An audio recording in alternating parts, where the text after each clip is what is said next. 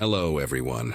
Before we start, make sure to like and subscribe to the channel, and leave a comment with where you're from and what time you're watching. That way, YouTube will keep showing you stories just like this one. Now, let's begin. Grandma Eloise passed away on a Friday morning in April 2024, and by Sunday afternoon, I found myself sitting cross-legged on the floor of her bedroom closet, surrounded by decades of her life packed into cardboard boxes. My mother had asked me to help sort through everything since she could barely step into the house without breaking down. At 26, fresh out of a failed engagement and temporarily crashing at my parents' place in rural Virginia, I had nothing but time on my hands. Grandma and I had always been close, the kind of close where she would call me her little co-conspirator whenever we snuck extra dessert before dinner. She lived alone in that old farmhouse for 11 years after Grandpa Harold died, refusing to move despite everyone's concerns. The house smelled like her lavender hand cream and old books, and going through her things felt like reading her diary without permission. I expected to find old recipes, maybe some love letters from Grandpa, perhaps photographs from her years as a school teacher. What I did not expect was for my entire understanding of who she was to collapse within the span of a single afternoon. The first few boxes contained exactly what you would imagine: report cards she had saved from students who had written sweet notes on the back, Christmas cards dating back to the 70s, receipts she had kept for absolutely no logical reason. I was actually smiling, shaking my head at how she had hoarded rubber bands in a mason jar, like they were precious gems. Then I pulled out a shoebox from the very back of her closet, hidden behind a stack of quilts she had sewn herself.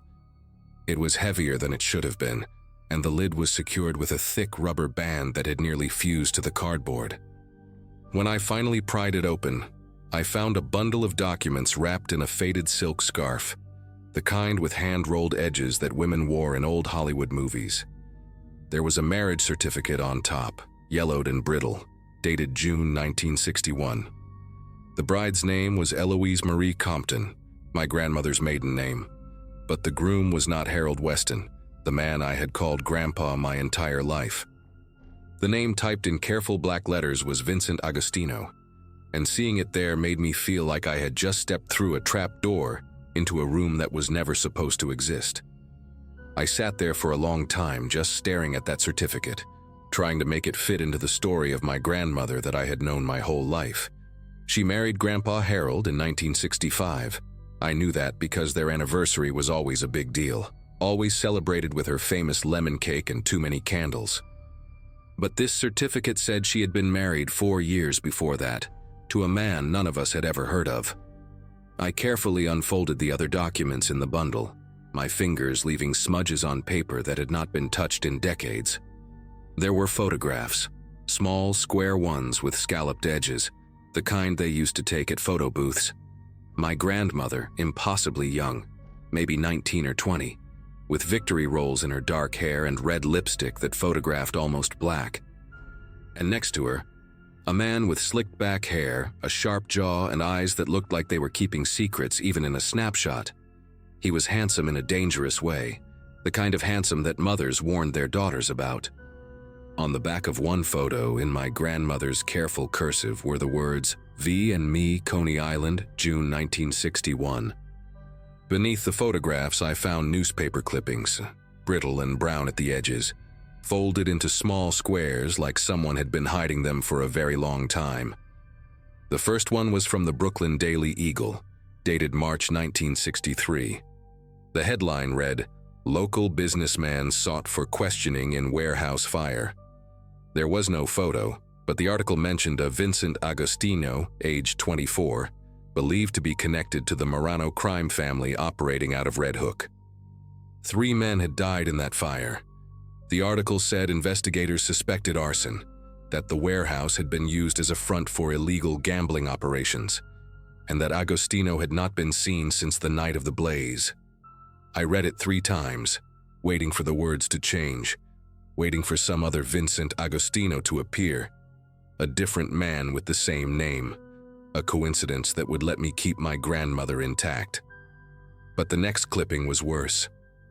It was from 2 weeks later, a smaller article buried on page 6, reporting that Vincent Agostino was now considered a missing person.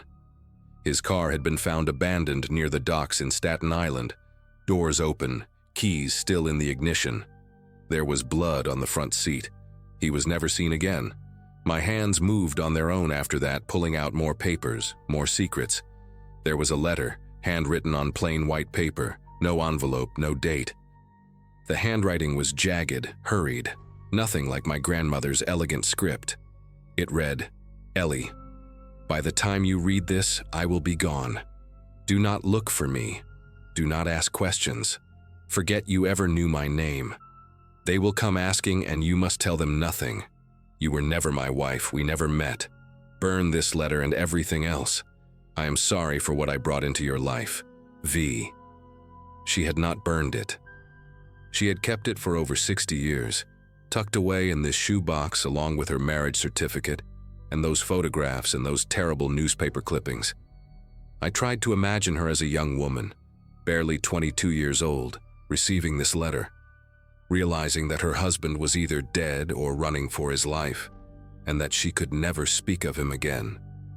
I tried to imagine the fear she must have felt, the grief she could not share with anyone, the weight of pretending he had never existed.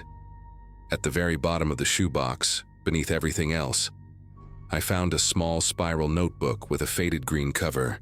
It was a diary of sorts, though not quite, more like scattered notes written in my grandmother's handwriting at different times over many years. The first entry was dated April 1963, just weeks after Vincent disappeared. "Men came to the apartment today, 2 of them.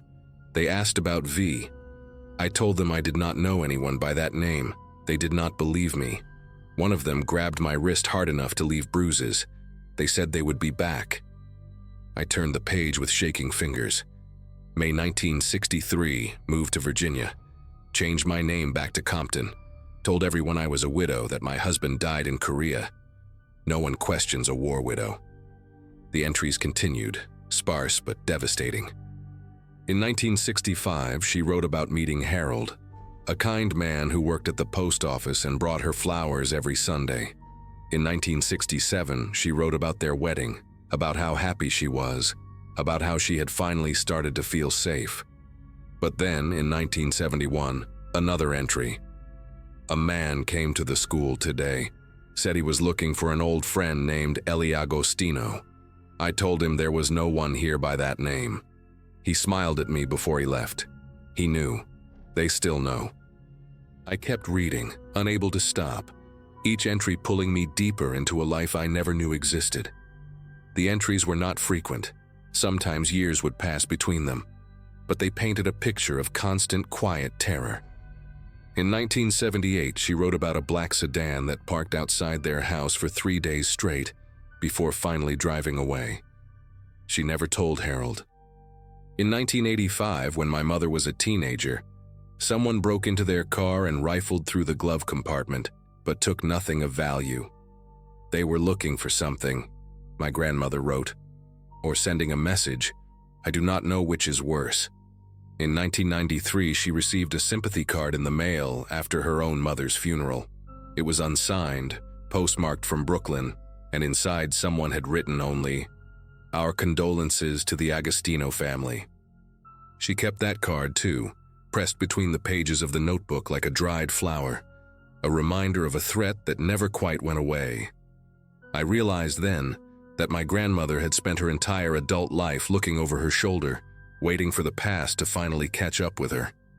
The last entry in the notebook was dated just 3 years ago, in 2022.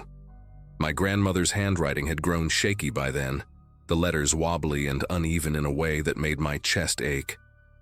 I am 83 years old and I still check the locks twice every night. I still look at every unfamiliar car that drives down our road. Harold has been gone for over a decade now, and I am alone with this secret, the way I always knew I would be. Sometimes I think about telling the children, about leaving this box for them to find after I'm gone. But what good would it do? The men who killed Vincent are probably dead themselves by now. The Moranos are gone, broken up by the FBI in the 80s. There is no one left to be afraid of. And yet, I am still afraid. I have been afraid for 60 years, and I do not know how to stop. Maybe when I die, the fear will finally die with me. Maybe that is the only way it ends. I closed the notebook and pressed it against my chest, and I sat there in my dead grandmother's closet and cried for the terrified young woman she had been, and for all the years she spent carrying this weight alone. I do not know how long I stayed in that closet. The light coming through the bedroom window had shifted from afternoon gold to the soft gray of early evening by the time I finally pulled myself together. I put everything back in the shoebox, the certificate, the photographs, the clippings, the letter, the notebook, and I carried it downstairs to the kitchen table. My mother was coming back the next morning to continue sorting through things, and I had a decision to make. Did I tell her?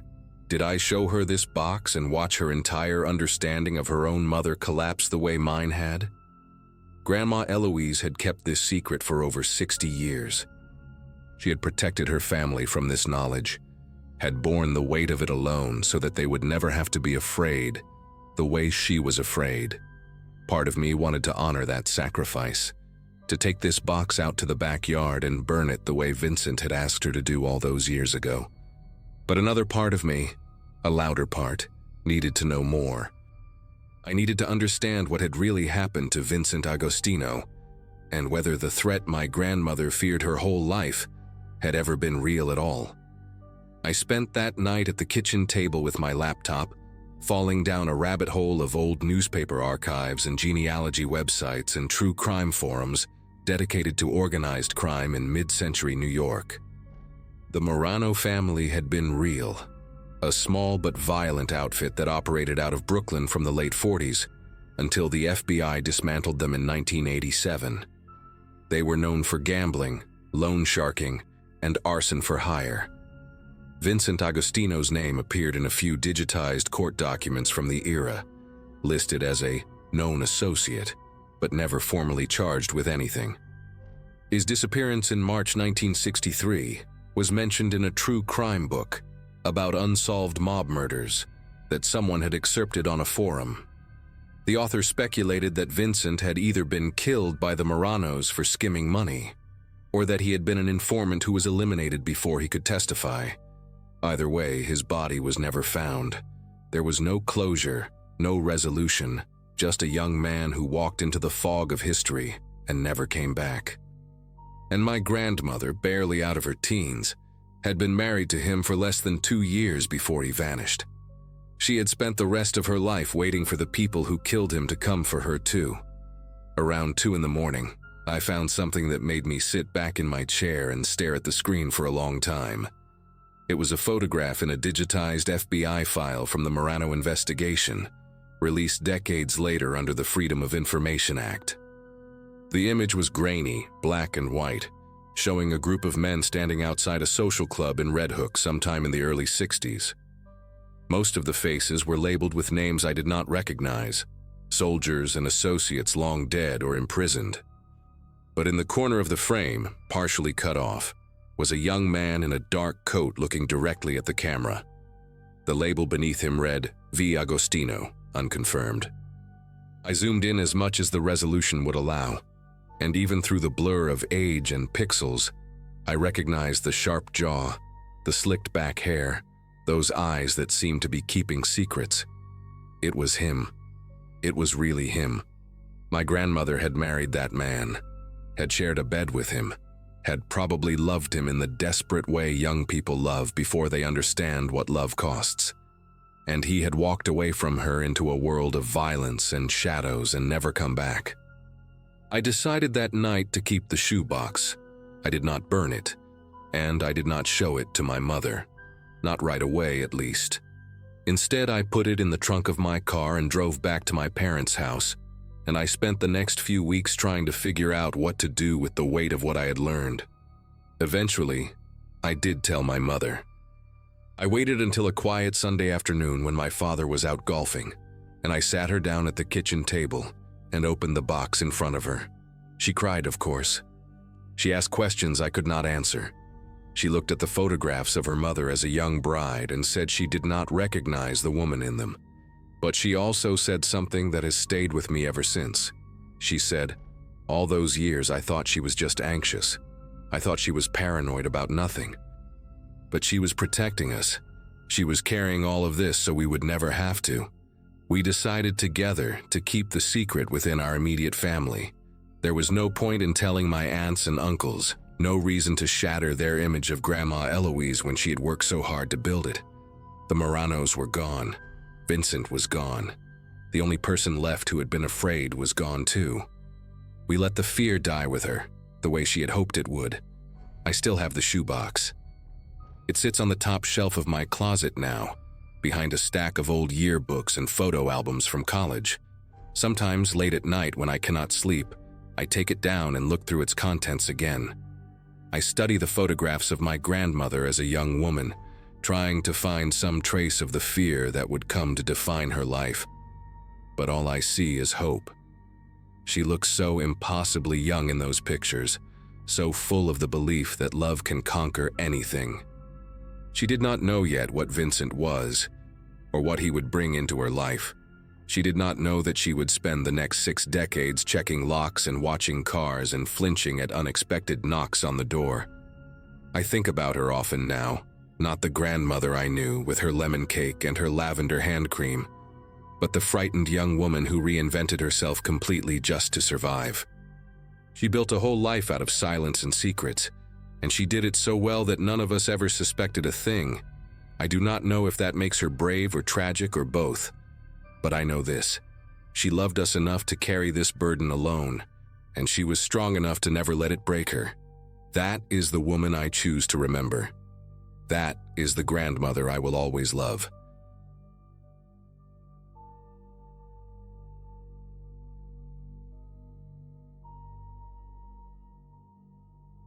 A cream-colored envelope changed everything, though I did not know it yet when I pulled it from the mailbox 5 days after we buried Dad. March 2017 had been the worst month of my life up to that point. My father died of a heart attack in his recliner, alone in the Rochester apartment where he raised my sister and me after our mother walked out. I was 24, working at a small accounting firm downtown, and my sister Tessa had just turned 22. Still finishing her nursing degree while pulling night shifts at an assisted living facility. We were broke, grieving, and completely unprepared to handle the logistics of death. Dad never talked about what he wanted for a funeral, never talked about money, never talked about anything personal really. His past was the one subject guaranteed to make him leave the room. Grandparents, aunts, uncles, cousins, none of them existed as far as we knew. He raised us like he had appeared from nowhere, a man without a history, and we stopped asking questions years ago because the silence that followed hurt too much. The letter inside that envelope came from Scottsdale, Arizona, written in elegant cursive on thick stationery that smelled faintly of lavender. A woman named Lorraine Prescott claimed to be our grandmother, our father's mother, someone whose existence he had hidden from us our entire lives. She wrote that she and her husband Donald had been searching for us for years, that our father cut off all contact when he left home decades ago, and they never understood why. She found out about his death through an obituary search online, and her letter overflowed with grief and regret and desperate hope. At the bottom, she included a phone number and a photograph of 2 silver-haired people standing in front of a beautiful Adobe-style house surrounded by desert flowers. I remember holding that photo in the dim kitchen light, boxes stacked around me, searching their faces for something familiar. The woman had Dad's jaw, that same stubborn set to it. The man had his forehead, broad and lined. Tessa came up behind me and looked at the picture without saying anything for a long time. We had family out there, real family, and they wanted to know us. Tessa was the one who called them first. She always had more courage than me, more willingness to take risks, and I think the grief made her hungry for connection in a way I did not fully understand at the time. Lorraine answered on the second ring and immediately started crying, this soft, broken sound that made my sister tear up too. They talked for almost an hour that first night, while I sat on the couch pretending to sort through old bills. Listening to Tessa describe our childhood, our father, the life we had lived without knowing they existed. Lorraine sounded warm and gentle, asking questions about our jobs, our health, our dreams for the future. She kept saying how much we sounded like our father, how happy she was to finally hear our voices. By the time Tessa hung up, she was convinced these were good people who had been wronged by a son who refused to forgive whatever happened between them. I wanted to believe it too. We were orphans now, both parents gone, and the idea of grandparents felt like a life raft in the middle of a dark ocean. Over the following weeks, the phone calls became a regular occurrence, sometimes with Lorraine, sometimes with Donald, occasionally with both of them on speakerphone. They asked about everything, our favorite foods, our allergies, whether we had any health problems growing up. Lorraine mentioned that heart disease ran in the family and urged us to get checkups, said she worried about us now that our father was gone. Donald talked about his own health struggles, a kidney condition that required dialysis 3 times a week, and how grateful he was for modern medicine. They offered to help with our father's remaining debts, sent a check for $5,000 that arrived in a padded envelope with another handwritten note. We deposited it feeling guilty and relieved at the same time. When they invited us to visit them in Arizona for a week, all expenses paid, Tessa accepted before I could even think of a reason to hesitate. Part of me felt uneasy, a small voice asking why Dad had cut these people off so completely, but I pushed it down. I told myself he was just a difficult man who held grudges. I told myself we deserved this chance at having a family again. We flew into Phoenix on a Friday afternoon in late April, and Donald picked us up at the airport in a silver Mercedes that still had that new car smell. He was thinner than he looked in the photograph, his skin carrying a grayish tint that I now recognize as the pallor of someone whose kidneys are failing. But his handshake was firm and his smile seemed genuine, crinkling the corners of his pale blue eyes as he loaded our bags into the trunk. Lorraine was waiting at the house with a spread of food that could have fed 10 people. Homemade lasagna and fresh bread, and a chocolate cake she said was our father's favorite when he was a boy. Their home was even more beautiful than the picture suggested, all terracotta tiles and high ceilings and windows that looked out onto the desert mountains. They had prepared a guest room for each of us, decorated with fresh flowers and soft towels and little baskets of toiletries. Everything felt too perfect, like a movie set designed to make us feel welcome, but I chalked it up to wealth and eagerness. These people had money and they wanted to impress the grandchildren they had never met. The first 2 days were wonderful, or at least they seemed that way on the surface. Lorraine took us shopping and bought Tessa a turquoise necklace that cost more than my monthly rent. Donald showed us his vintage car collection in the garage, 5 gleaming vehicles that he polished himself every Sunday morning. They told us stories about our father as a child, how he loved baseball and hated vegetables, how he used to build model airplanes in his room for hours. I learned that he had a dog named Chester who died when he was 12, and that he cried for a week straight. These details made me ache for the man I had lost, and also made me angry at him for keeping this from us. On the second night, Donald mentioned casually that he had scheduled us appointments at his personal physician's office for Monday morning. Just routine checkups, he said, since we were in town and it was important to know our family medical history. He would cover the cost, of course. Lorraine nodded and added that the doctor could run some blood work, check our kidney function and liver health, make sure we were in good shape. Tessa thanked them without hesitation. I said nothing, but something cold settled into my chest that I could not name. Monday morning came, and Donald drove us to a medical complex on the east side of Scottsdale, a sleek building with tinted windows and a lobby that looked more like a luxury hotel than a clinic.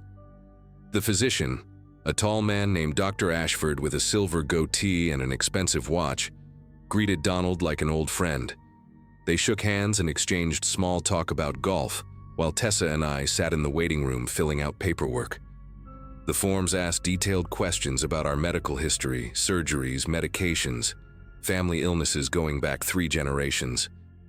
There was an entire section about organ donation preferences and whether we had ever been tested for tissue compatibility. I stared at those words for a long time. my pen hovering above the page. When I asked the receptionist why they needed this information for a routine checkup, she smiled and said it was standard procedure, nothing to worry about. Dr. Ashford called us back one at a time. He examined me thoroughly, more thoroughly than any doctor ever had, checking my blood pressure, listening to my heart, pressing on my abdomen with cold fingers. He drew 6 vials of blood and asked me to provide a urine sample. Before I left, he mentioned that he wanted to schedule an ultrasound of my kidneys for later in the week, just to establish a baseline for future reference. I found Tessa in the waiting room looking pale and quiet, her arm wrapped in a bandage from her own blood draw. She said Dr. Ashford had asked her strange questions, things like whether she smoked or drank heavily, whether she had ever had hepatitis, whether she would consider being a living donor someday if a family member needed help. She laughed when she told me, said he was probably just being thorough, but her laugh sounded hollow. On the drive back to the house, Donald talked about how important family was, how blood relatives had a responsibility to take care of each other, how his own brother had saved his life years ago by donating bone marrow when Donald had leukemia. Lorraine sat in the passenger seat nodding along, occasionally glancing back at us with an expression I could not read.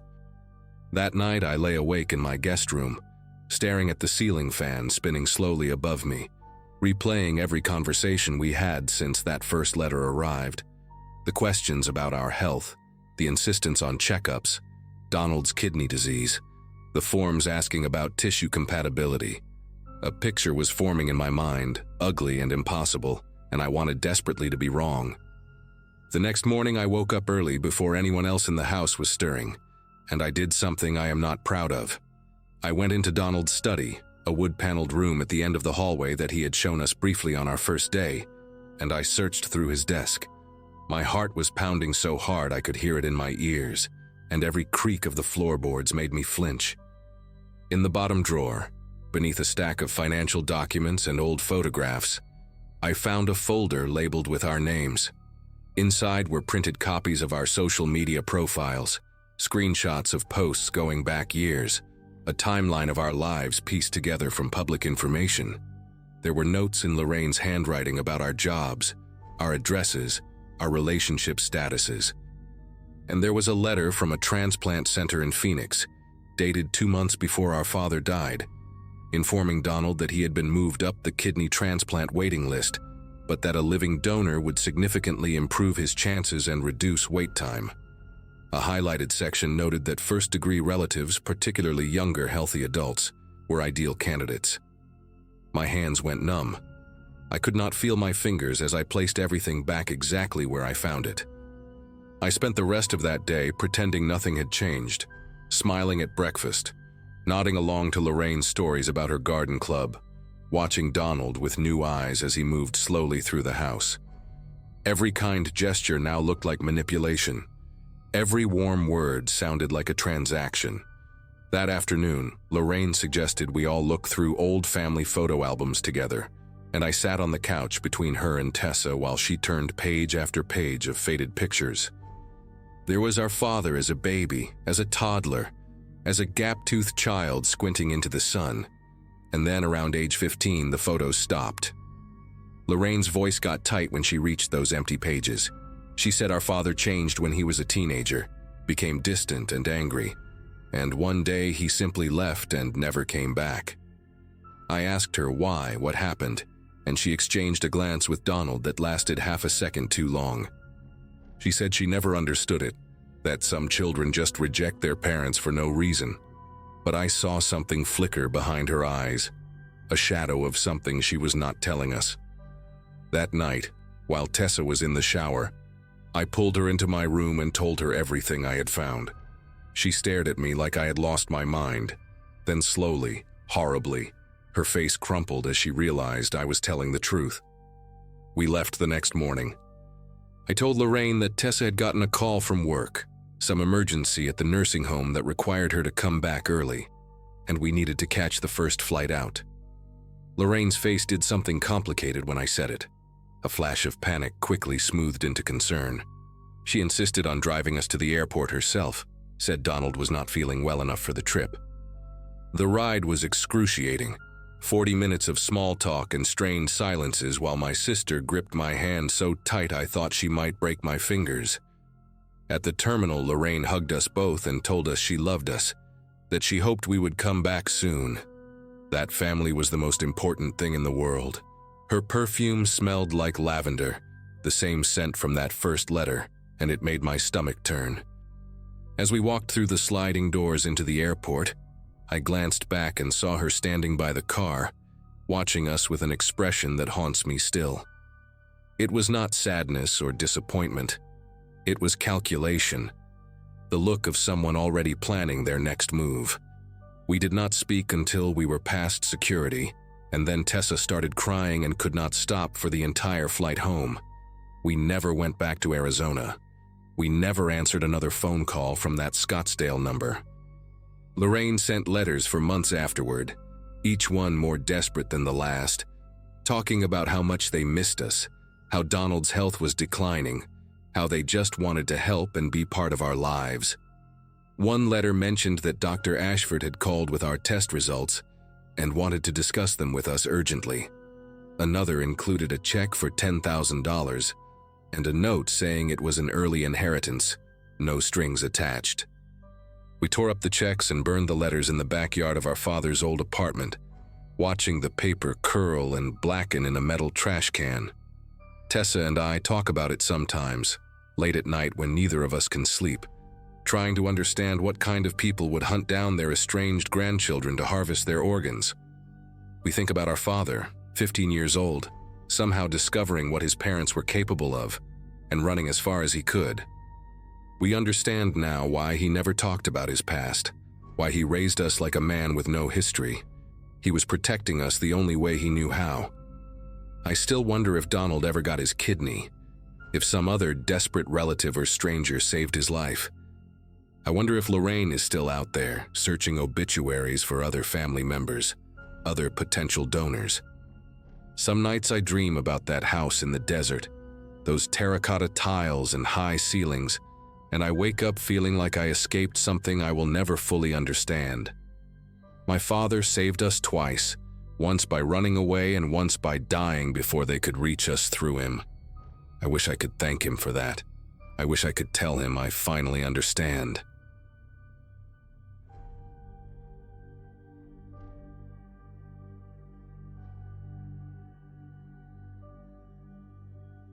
Nobody in my family wanted to deal with Grandpa Warren's house after the funeral, so the job fell on me.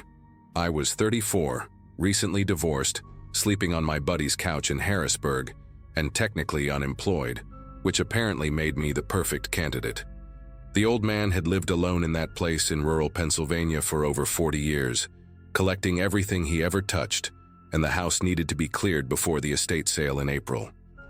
I drove out there on a Friday morning in March 2023, expecting maybe 2 weeks of work. The house smelled exactly like I remembered from childhood visits, that mix of old wood, mothballs, and something faintly metallic that I always associated with the basement. Same floral wallpaper in the kitchen, same grandfather clock in the hallway that had been stuck at 3:47 for as long as I could remember. Started upstairs with the easy stuff, clothes and books and old photo albums, but I knew the basement was going to be the real nightmare. Everyone in the family knew about that basement. Grandpa had been shoving things down there since the early 80s. I spent the first 2 days just creating walkways through the mess, broken furniture, dead appliances, towers of magazines and newspapers that reached the ceiling in some spots. My aunt had warned me it would be bad, but she had no idea. By Wednesday afternoon, I finally made it to the far end of the basement, past the ancient furnace that groaned every time the heat kicked on. That is when I noticed something strange. A section of the back wall, maybe 6 feet wide, was completely blocked off by a heavy canvas tarp and a stack of wooden crates. When I dragged the crates aside, there was a door behind them. Not a regular interior door, but a thick metal one, like something you would see on a storage unit, with a heavy padlock holding it shut. The lock was old but solid, no rust on it at all, which meant someone had been maintaining it. I went upstairs and searched through Grandpa's desk for almost an hour before I found a small brass key in an envelope. The envelope just said, "Storage," in his careful handwriting. I remember my palms were damp when I fitted the key into that lock. I figured it was probably valuables, maybe some antiques or cash he did not trust the banks with. I had no idea what I was about to walk into. The door swung open easier than I expected, and the smell hit me first. Not rot or mold, but something clinical, like rubbing alcohol mixed with old paper. I used my phone flashlight to find a pull chain, and when the bare bulb flickered on, I saw a room about the size of a single-car garage. The walls were lined with metal shelving units, the industrial kind you see in warehouses, and every shelf was packed with boxes. Cardboard file boxes, the type you buy at office supply stores, each one with a white label on the front. The labels had dates on them. That was the first thing I noticed. Dates going back decades: 1987, 1991, 1994, 2003, 2011. They were not in order, just scattered across the shelves, but there had to be at least 30 or 40 boxes in there. In the center of the room was a wooden desk with an old lamp on it, the kind with the green glass shade, and a chair that looked like it had been sat in thousands of times. The seat cushion was worn down to almost nothing. I stood in that doorway for a long time, just trying to understand what I was looking at. My first thought was that Grandpa had been running some kind of side business, maybe tax stuff, or legal documents for people in town. That would have made sense. That would have been fine. I pulled down the first box I could reach, the one labeled 1994, and set it on the desk. Inside were file folders, maybe a dozen of them, each one thick with papers. I opened the first folder and found newspaper clippings. They were yellow and brittle, carefully cut out and preserved in plastic sleeves. The headlines made my throat tighten. Woman found dead near creek, no suspects. Police baffled by brutal slaying in Westmoreland County. Body discovered in wooded area. Investigation ongoing. Every clipping was about a murder. Unsolved murders. I flipped through the folder, and there had to be 15 or 20 articles in there. All from different newspapers, all from 1994, all about killings that were never solved. At the bottom of the folder, underneath all the clippings, there was a small Ziploc bag. Inside the bag was a silver bracelet with a charm on it, a little heart with the letter M engraved on it. I just stared at it. My brain was trying to come up with an explanation. Maybe Grandpa had been interested in true crime, like those people who follow cold cases as a hobby. Maybe he collected this stuff because he wanted to help somehow. But that bracelet, that was not a newspaper clipping, that was something real, something someone had worn on their wrist. I opened another folder from the same box, more clippings, more unsolved cases, and another Ziploc bag at the bottom. This one had a keychain in it, one of those cheap plastic ones with a photo holder. The photo inside showed a young woman with dark hair smiling at the camera. She looked like she was at a party or a barbecue, holding a red cup. I set it down and opened the next folder. A man's watch, silver band, stopped at 2:17. The next folder had a single earring, gold with a small green stone.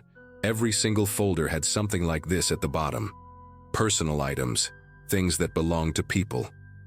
I could feel my heart pounding so hard it was making my vision pulse. I pulled down another box, this one from 2003, and it was the same thing. Clippings about murders in different counties across Pennsylvania, sometimes from Ohio or West Virginia, and always those little bags with items inside. A wedding ring, a hair clip, a set of keys. I counted 8 boxes before I had to stop and sit down in that old chair. The seat was so worn that I could feel the wooden frame underneath.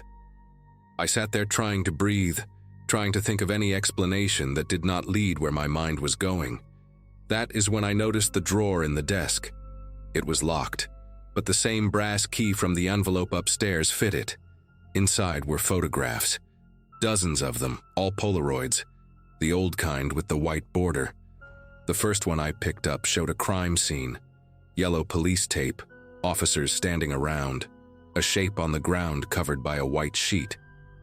The photo had been taken from a distance from behind a tree line, like someone was watching from the woods. I flipped to the next one. Another crime scene, different location, same angle. Someone standing at the edge, observing, photographing. There were at least 50 Polaroids in that drawer, and every single one was a crime scene photo taken from outside the official perimeter. Some of them showed the bodies before they were covered. I recognized one of the locations from a newspaper clipping I had just looked at, a wooded area near a creek in Westmoreland County. The article said the body was found by a hiker on a Sunday morning in September 1994. The Polaroid showed the same spot, the same body, but from an angle the police photos never would have captured. Whoever took these pictures had been there. They had been watching. I do not know how long I sat in that room. An hour, maybe more. My phone had died at some point and I had not even noticed. I went upstairs to charge it and splash water on my face, and that is when I saw the calendar on the kitchen wall. Grandpa had kept the same kind of calendar for as long as I could remember. Those big ones with a square for each day where you write appointments. He had a whole stack of old ones in a kitchen drawer, going back years. I do not know what made me start looking through them. Maybe I already knew. Maybe I just needed to see it for myself. I pulled out the 1994 calendar and flipped to September. On the weekend before that woman was found near the creek, there was a note in Grandpa's handwriting. Fishing trip, back Monday. I grabbed the newspaper clipping from downstairs and checked the date. She was found on Sunday, September 18th. According to his calendar, Grandpa was on a fishing trip that whole weekend, left on Friday and came back Monday. I felt sick. I grabbed another calendar, 2003, and cross-referenced it with the clippings from that box. Every single time, every murder, there was a note about Grandpa being out of town, fishing trip, visit cousin in Erie, hardware convention in Pittsburgh, church retreat. I spent the next 3 hours going through every calendar I could find and matching them to the dates in those boxes. 17 years of calendars, and the pattern never broke. Not once. When there was a murder in the clippings, Grandpa was always gone that weekend. Always had some excuse written down in his neat handwriting. I started making a list on a piece of paper, 2 columns, one for the murder date and one for his alibi. By the time I got to the bottom of the page, I had 23 entries, 23 unsolved murders across 3 states, 23 weekends where my grandfather was supposedly fishing or visiting family or attending some event. I thought about calling the police right then. I had my phone in my hand, thumb hovering over the keypad, but I did not. I could not. This was the man who taught me how to ride a bike, the man who took me to baseball games and bought me ice cream and sat with me when I had nightmares. I needed more. I needed to be absolutely sure before I destroyed his memory, before I told my mother that her father was a monster. So I kept digging. At the bottom of the desk drawer, underneath all the Polaroids, there was a leather notebook. The cover was cracked and worn, like it had been handled 1,000 times. I opened it and found page after page of handwritten notes, all in Grandpa's careful script, dates, locations, names. Some entries were just a few lines. April 14th, 1991. Route 30, rest stop near Greensburg. Female, late 20s, brown hair, blue Toyota in the parking lot, alone. Other entries were longer, more detailed. Physical descriptions, habits, what time someone left work or went jogging or walked their dog. I realized I was looking at surveillance notes. He had been watching these people, studying them, learning their routines. The notebook went on for over 100 pages, and not every entry had a corresponding newspaper clipping. Some of them were just notes, just observations, people he had watched but never acted on, or maybe people whose bodies were never found. I thought I was going to throw up. I actually leaned over the desk expecting it to happen, but nothing came up. My body just shook. I had to put my head between my knees and focus on breathing until the room stopped spinning. When I finally looked up again, I noticed something I had missed before. On the wall behind the desk, partially hidden by one of the shelving units, there was a map. It was a large map of Pennsylvania and the surrounding states, pinned to the wall with thumbtacks. And there were marks on it. Red dots, dozens of them scattered across the region, Some had small dates written next to them in black ink. I recognized some of the locations from the newspaper clippings. Westmoreland County, a spot near the Ohio border, somewhere in the mountains up north. Every red dot was a place where someone had died. I stood there staring at that map for a long time, counting the dots. There were more dots than there were boxes on the shelves. A lot more. Some of the older dots, the ones from the 80s, had faded so much they were almost pink. He had been doing this for decades, maybe since before I was born, maybe since before my mother was born. I thought about every family dinner, every Christmas, every Thanksgiving where Grandpa sat at the head of the table and carved the turkey and told jokes that made everyone laugh. I thought about the way he used to call me champ and ruffle my hair, how he smelled like pipe tobacco and peppermint. This man, this monster, had been hiding in plain sight my entire life, and nobody had ever suspected a thing. I left that room and locked it behind me. I sat on the basement stairs for what felt like hours, just staring at the concrete floor, trying to figure out what to do. Part of me wanted to burn it all, drag those boxes outside, douse them in gasoline, and watch decades of horror turn to ash. Nobody would ever know. Grandpa would stay the kind old man in everyone's memory, and I would carry this secret until I died. But then I thought about those items in the Ziploc bags. The bracelet with the letter M, the keychain with the smiling woman, the wedding ring. Those belonged to real people. People who had families that never got answers, never got closure, spent years wondering what happened to their daughter or sister or wife. I could not take that from them. I could not let Grandpa win one more time. So I called the police. I sat on those basement stairs and dialed 911 and told the dispatcher that I had found something at my grandfather's house, something related to old crimes, and I needed someone to come look at it. The deputy who showed up probably thought I was crazy at first. Some guy rambling about boxes and murder clippings and a secret room. But then I showed him. I watched his face change as he opened those folders and saw the Polaroids and the map. He made some calls, and within 2 hours that house was full of state police and FBI agents. That was almost 2 years ago now. I am still not allowed to talk about the details of the investigation, but I can tell you what became public record.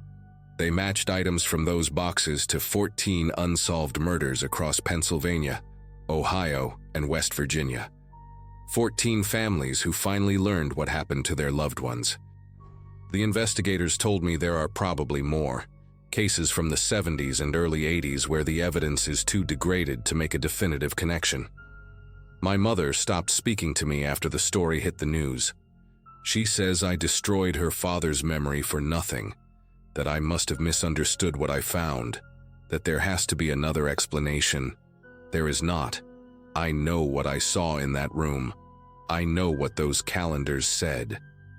Some nights I still dream about that map on the wall, all those faded red dots spreading across 3 states like a disease. I think about the fact that he died peacefully in his sleep at 87 years old, surrounded by family, and never answered for any of it. I think about how I sat on his lap as a kid and he read me stories before bed. And I wonder how many other families out there have basements they have never looked in, with doors they have never opened, hiding secrets that would shatter everything they thought they knew.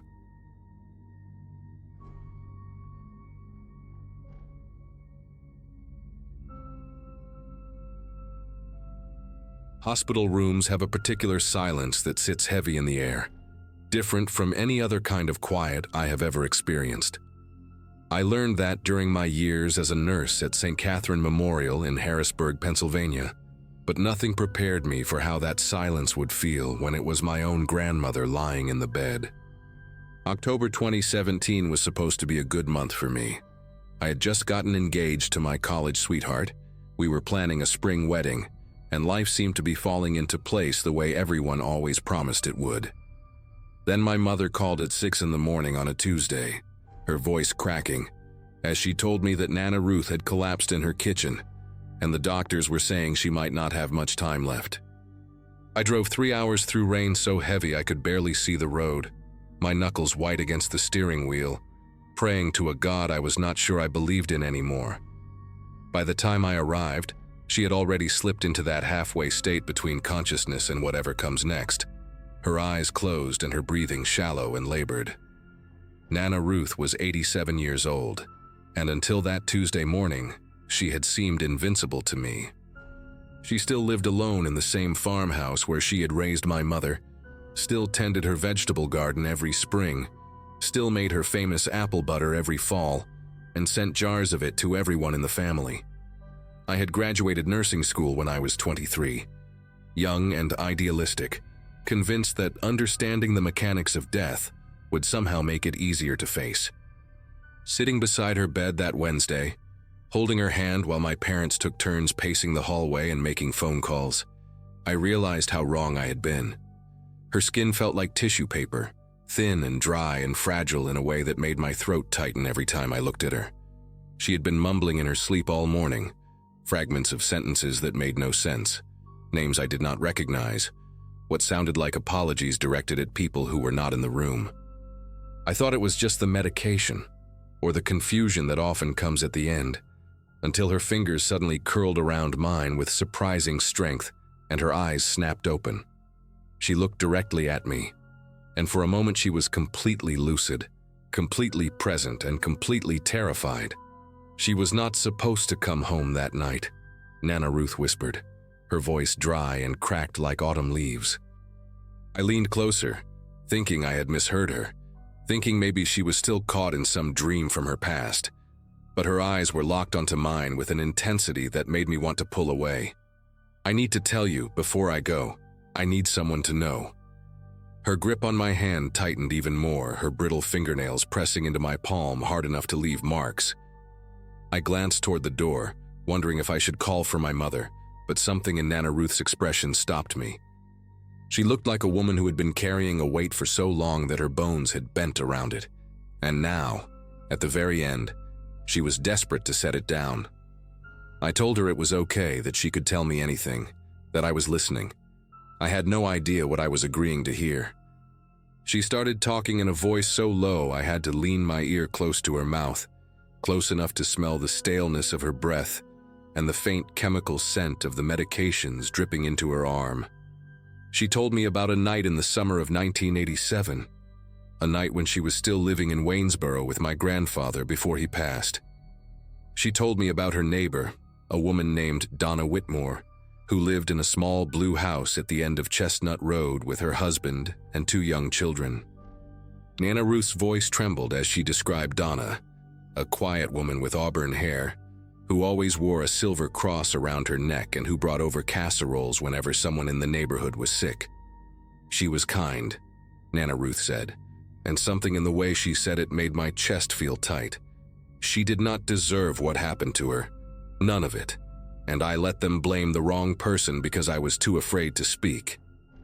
I sat there frozen, my heart pounding against my ribs, watching tears leak from the corners of my grandmother's eyes and disappear into the pillow beneath her head. The story came out in fragments, like she was pulling pieces of glass from a wound that had never properly healed. That summer night in 1987, Donna Whitmore was supposed to be visiting her sister in Pittsburgh. Her husband, a man named Gene, had told everyone in the neighborhood that Donna would be gone for the whole weekend. He mentioned it at the hardware store, at the diner, to anyone who would listen. Nana Ruth said she remembered thinking it was strange how often he brought it up, like he wanted to make sure people knew the house would be empty, except for him and the kids. She was sitting on her porch that Friday evening, shelling peas into a metal bowl, when she saw someone walking up the path toward the Whitmore house. It was not Gene. It was a man she recognized from church, someone named Lloyd Becker, who worked at the lumber mill on the edge of town and who had been seen talking to Gene in hushed voices for weeks before that night. Lloyd was carrying something wrapped in a dark cloth, something long and heavy, and he walked with the kind of purpose that made Nana Ruth set down her bowl of peas and watch. She told me she almost called out to him, almost asked what he was doing there when Gene's wife was supposed to be away. But something stopped her, a feeling in her gut, a warning she could not name, a sense that she was seeing something she was not supposed to see. She watched Lloyd disappear around the back of the Whitmore house, and she told herself it was none of her business, that he was probably just there to help Jean with some project, that there was nothing wrong with a man visiting his friend on a Friday night. She went inside and made dinner for my grandfather, and she tried to forget about the way Lloyd had walked, the way his shoulders were hunched like he was bracing for something. It was almost midnight when she heard the screaming. Even 30 years later, lying in that hospital bed, Nana Ruth's face twisted when she described the sound.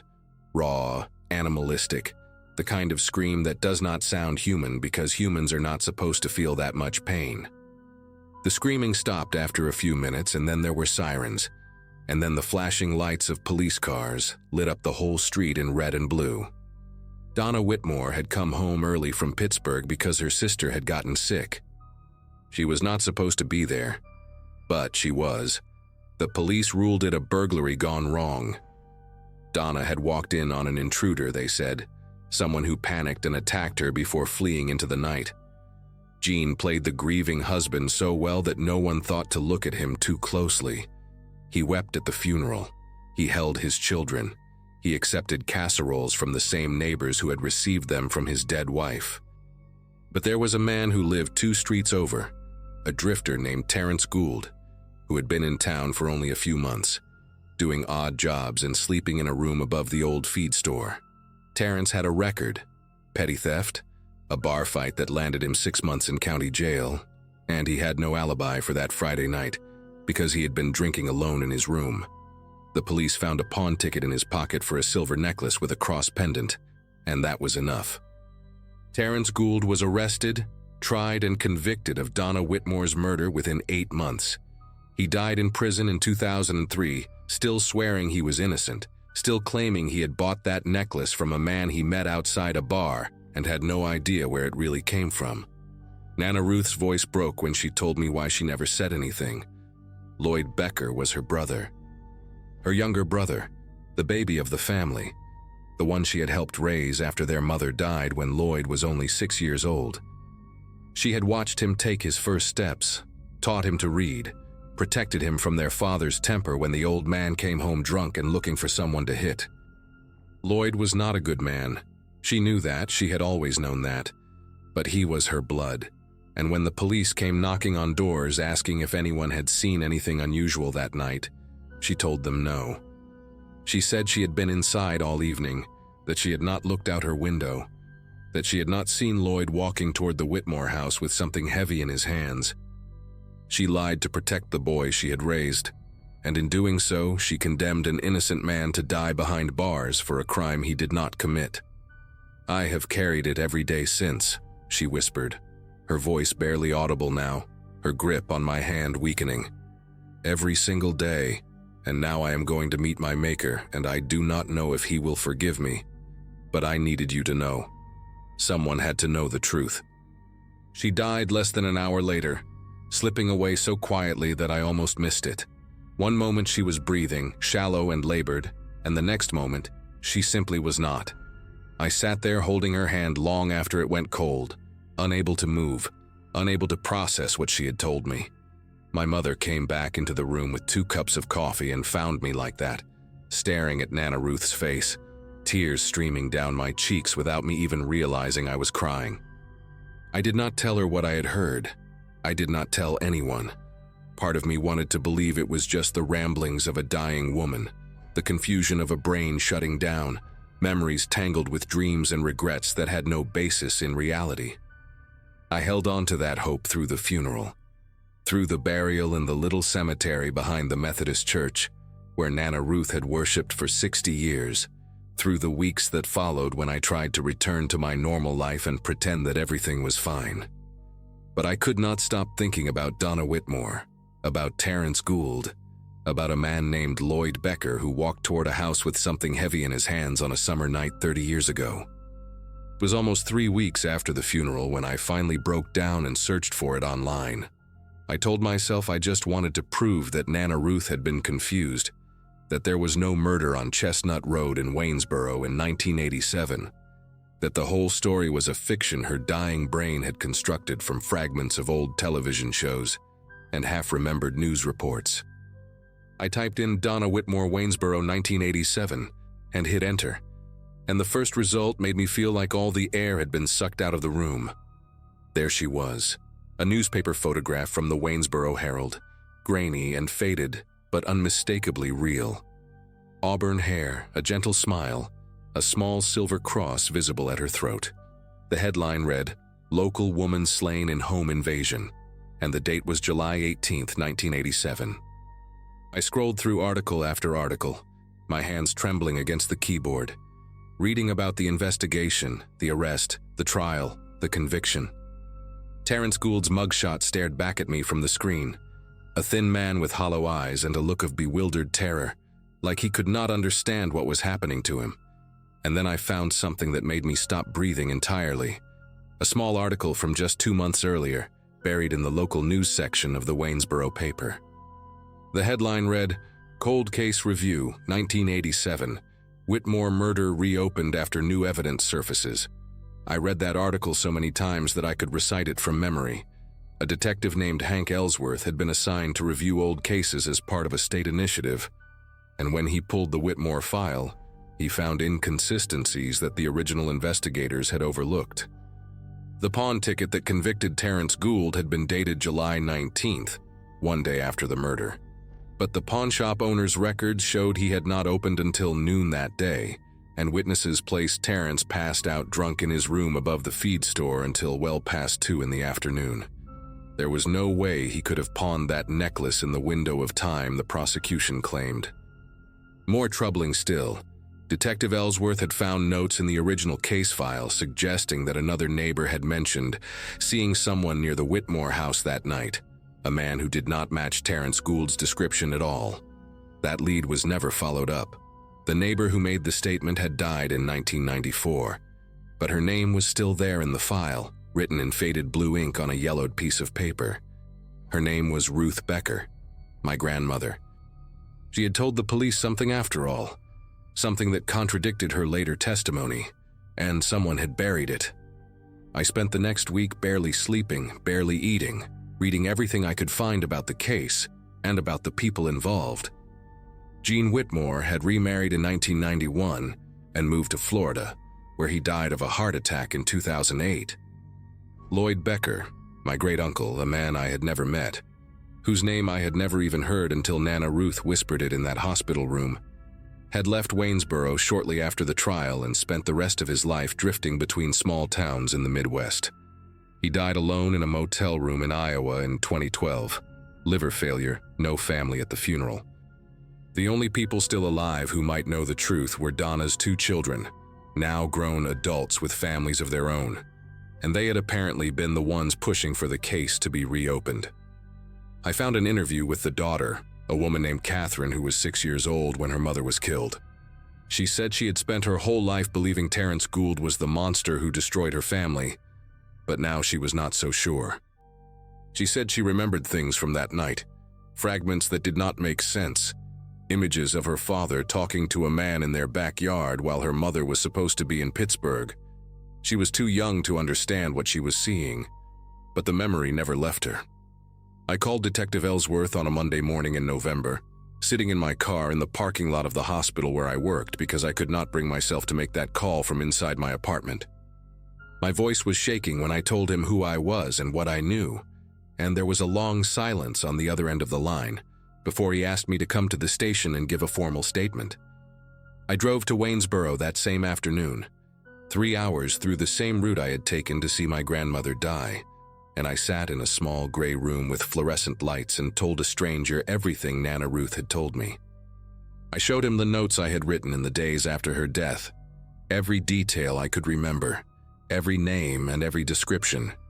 He listened without interrupting, his face completely unreadable, and when I finished he thanked me and said they would be in touch.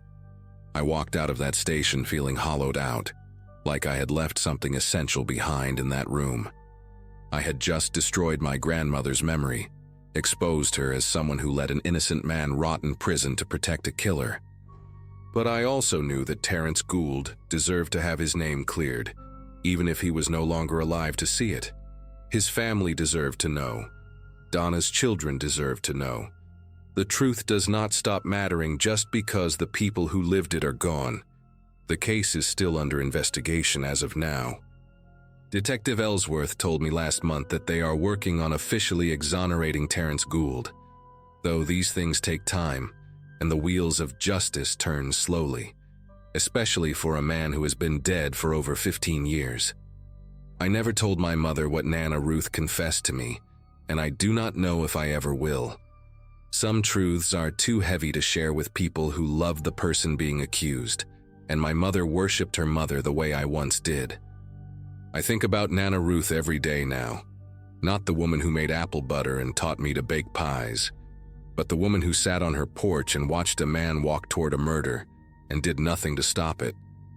I think about how she lived with that secret for 30 years, how she went to church every Sunday and prayed to a God she believed was watching, how she held that weight until it finally crushed her. I do not know if I can forgive her. I do not know if anyone can. But I know that she wanted the truth to come out, even if she was too afraid to be the one who told it. In the end, that was why she told me. She knew I would not be able to stay silent. She knew I would do what she never could. And maybe that was her way of making amends, passing the burden to someone strong enough to carry it into the light. I just wish she had done it 30 years sooner, before Terrence Gould died alone in a prison cell for a crime he did not commit, still waiting for someone to believe him.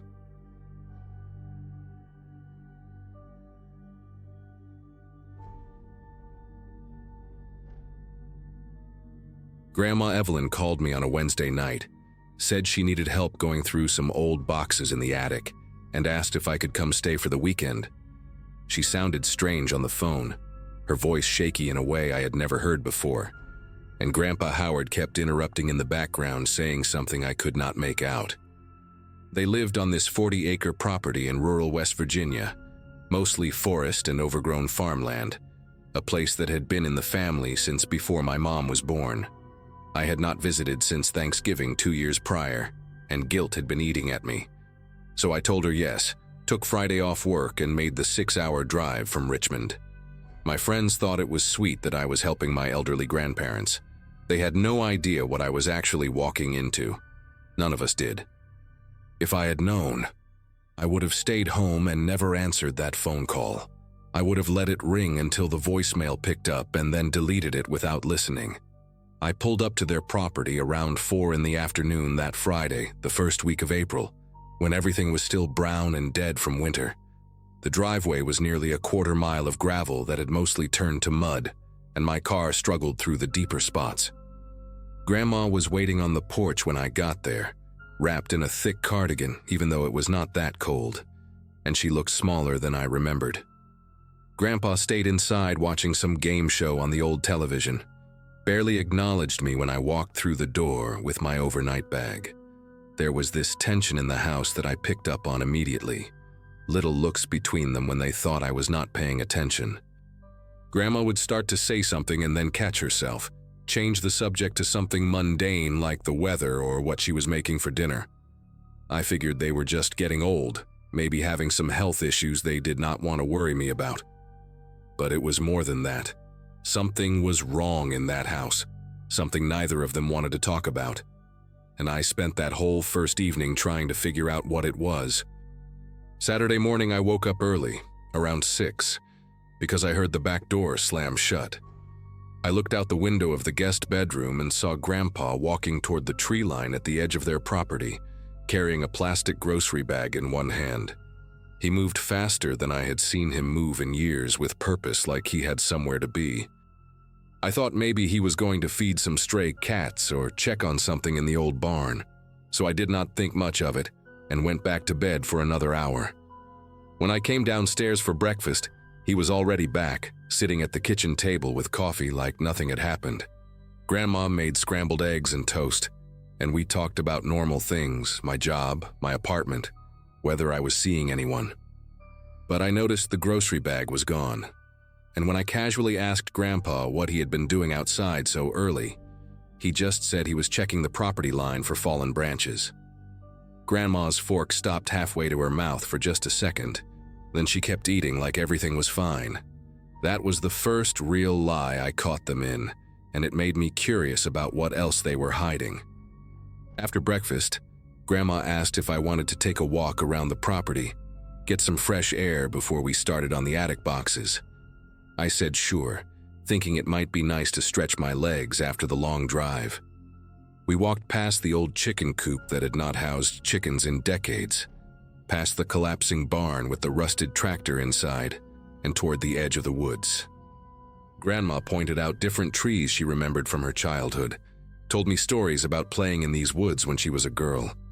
But I noticed she kept steering us away from a certain direction, always finding a reason to turn left instead of right, to circle back toward the house. At one point I saw what looked like a worn path cutting through the underbrush, heading deeper into the forest, and I asked her where it led.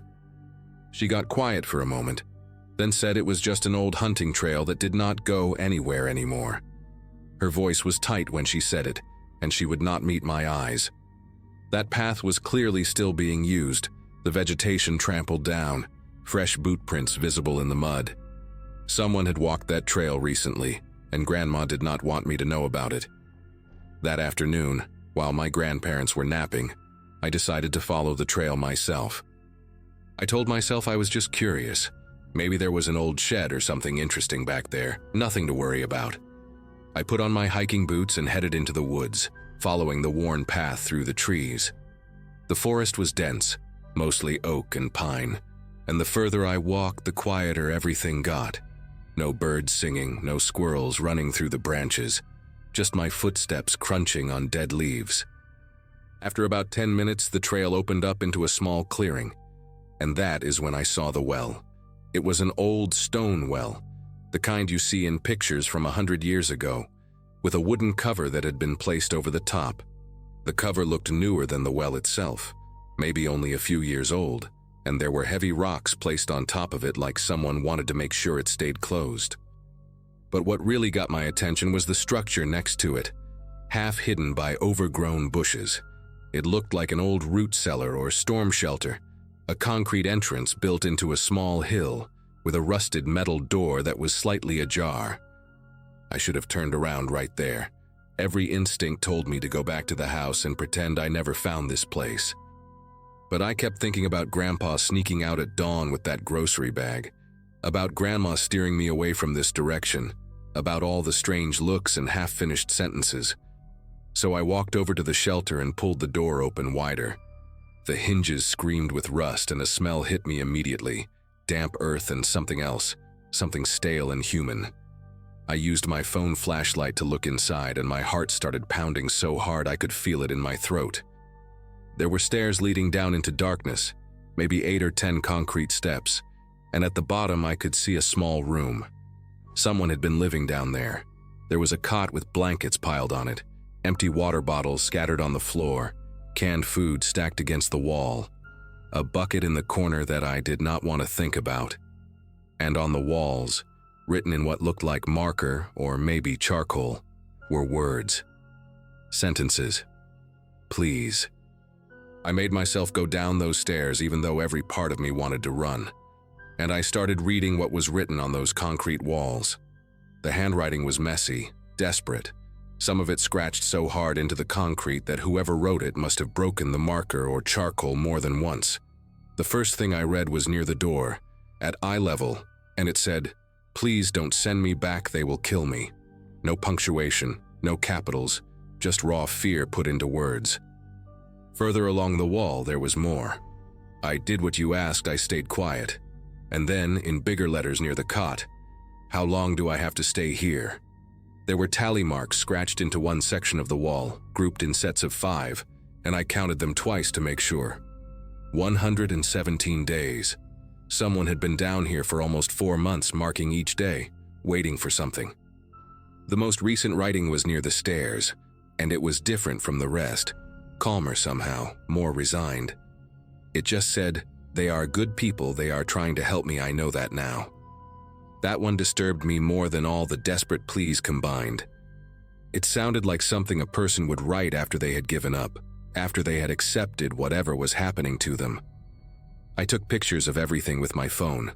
my hands trembling so badly that half of them came out blurry.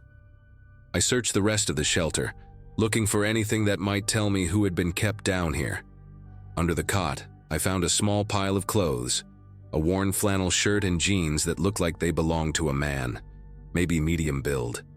There was a paperback book with the cover torn off, some kind of thriller from what I could tell, with pages dog-eared throughout. In the corner behind the food cans, I found a wallet. It was old, the leather cracked and faded, and inside there was no money, no credit cards, just a West Virginia driver's license.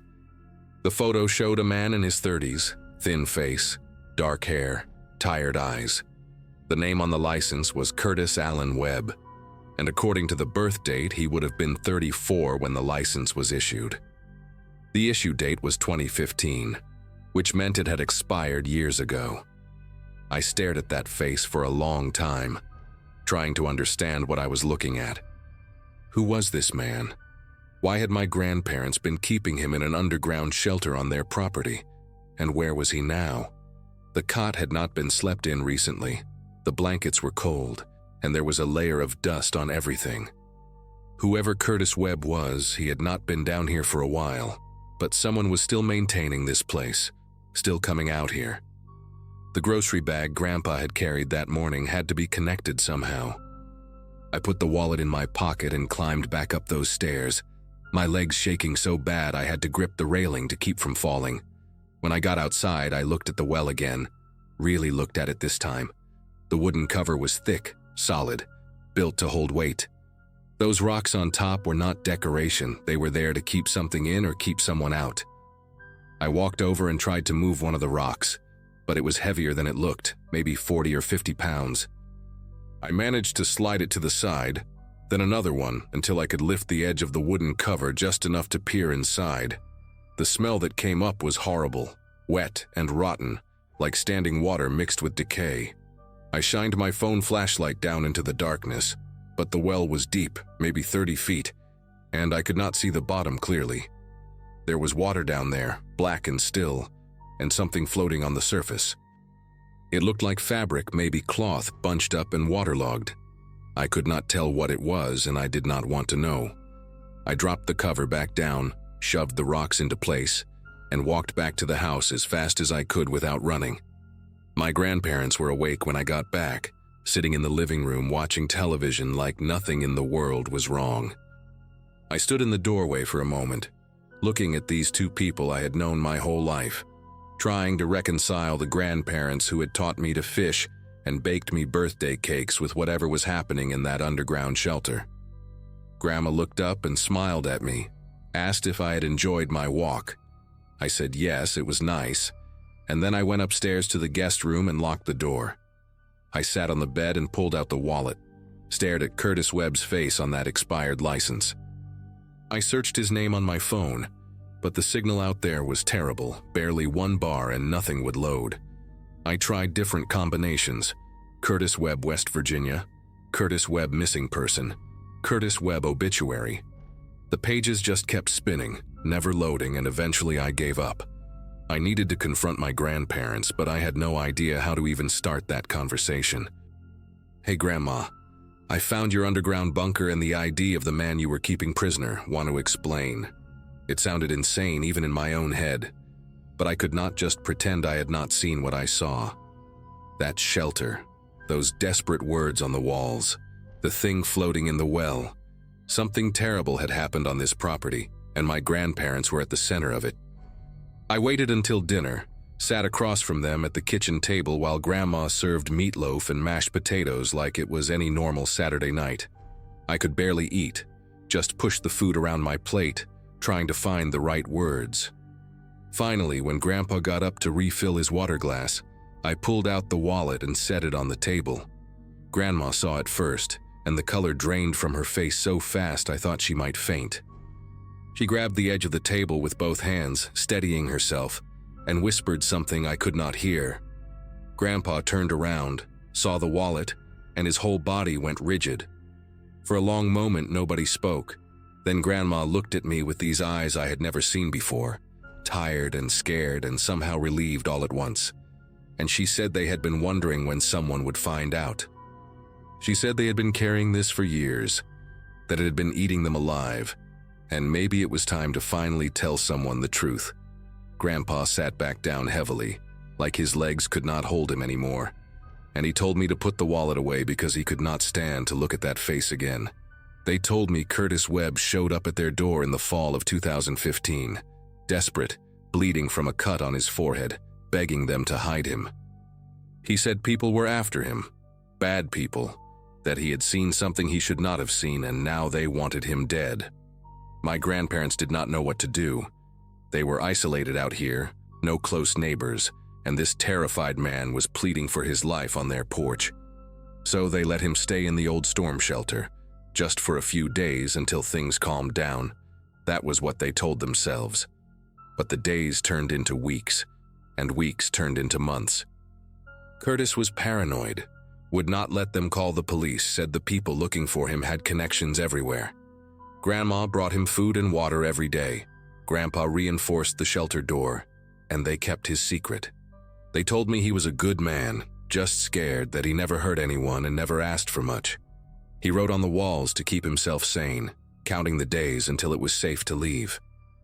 But it was never safe, or at least that is what Curtis believed, and eventually something in him just broke. Grandma stopped talking at this point, could not continue, and Grandpa had to finish the story with tears running down his face. He told me that one morning in early 2016, after Curtis had been in the shelter for about 4 months, Grandma went to bring him breakfast and found the door wide open. Curtis was gone. His clothes were still there, the blankets, everything except the man himself.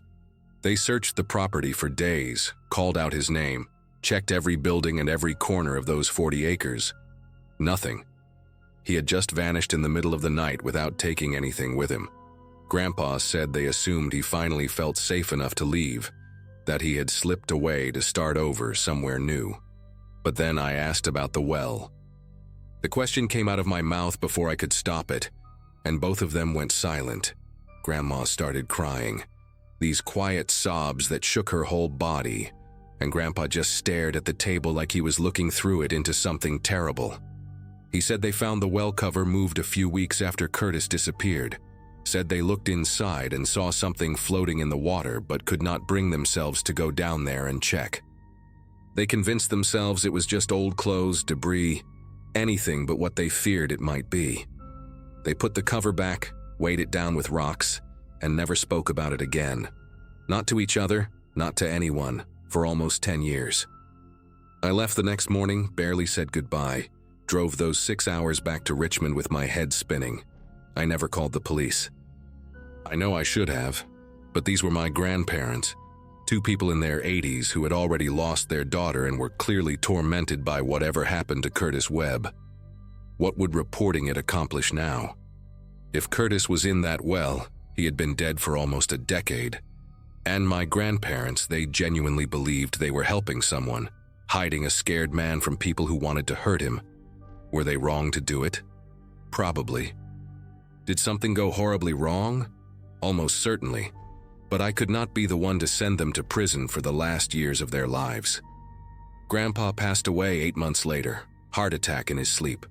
Grandma followed him 6 weeks after that, like she just gave up once he was gone. I inherited the property, all 40 acres of it, and I have not set foot on it since. The house is still standing, the shelter is still out there in the woods, and that well is still covered with those heavy rocks. I think about Curtis Webb sometimes, wonder who he really was, what he saw that made him so afraid, whether anyone ever came looking for him. I think about what might be floating in that black water, waiting to be found. But I am never going back there to check. Some answers are not worth knowing, and some secrets should stay buried exactly where they are.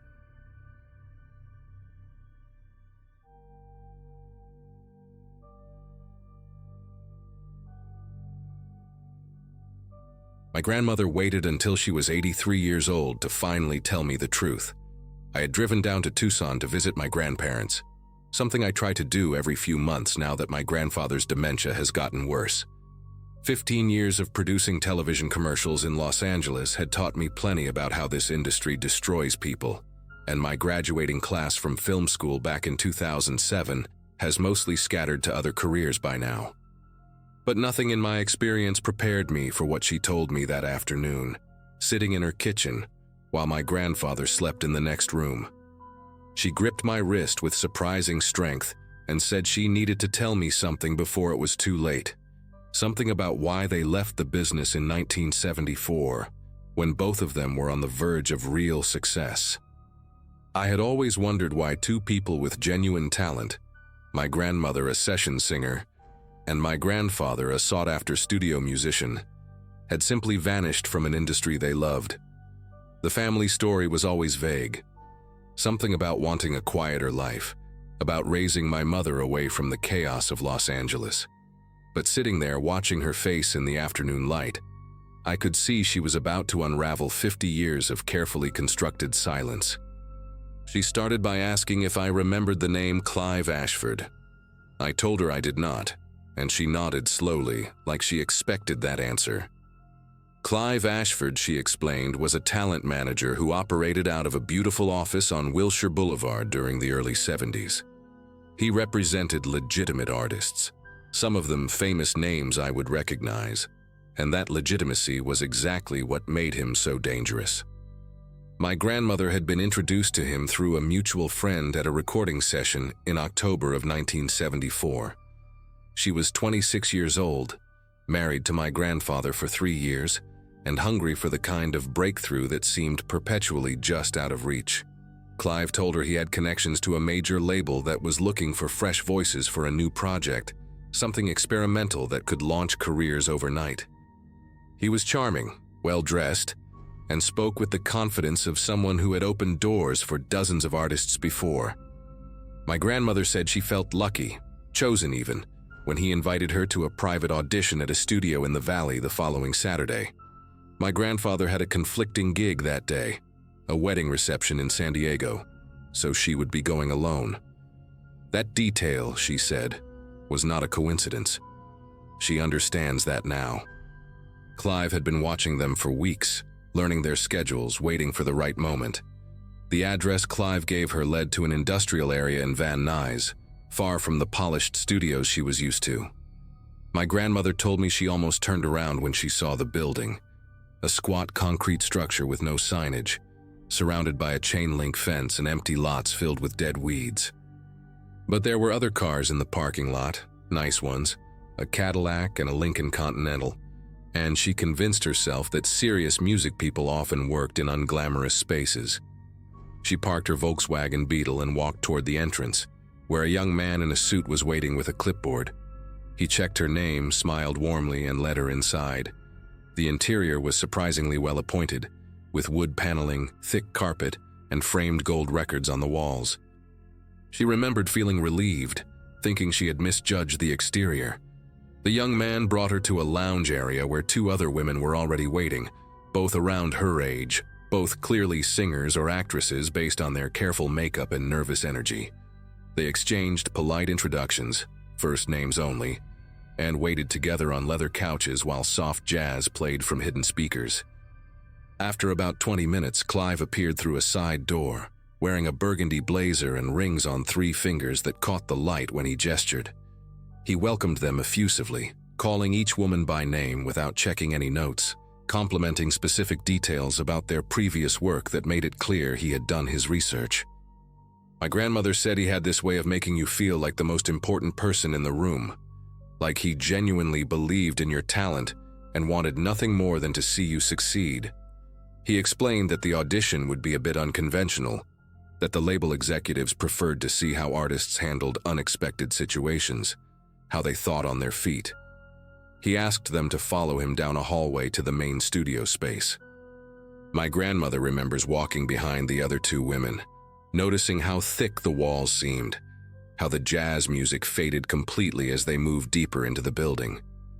When they reached a heavy metal door at the end of the corridor, Clive produced a key from his pocket and unlocked it with a theatrical flourish.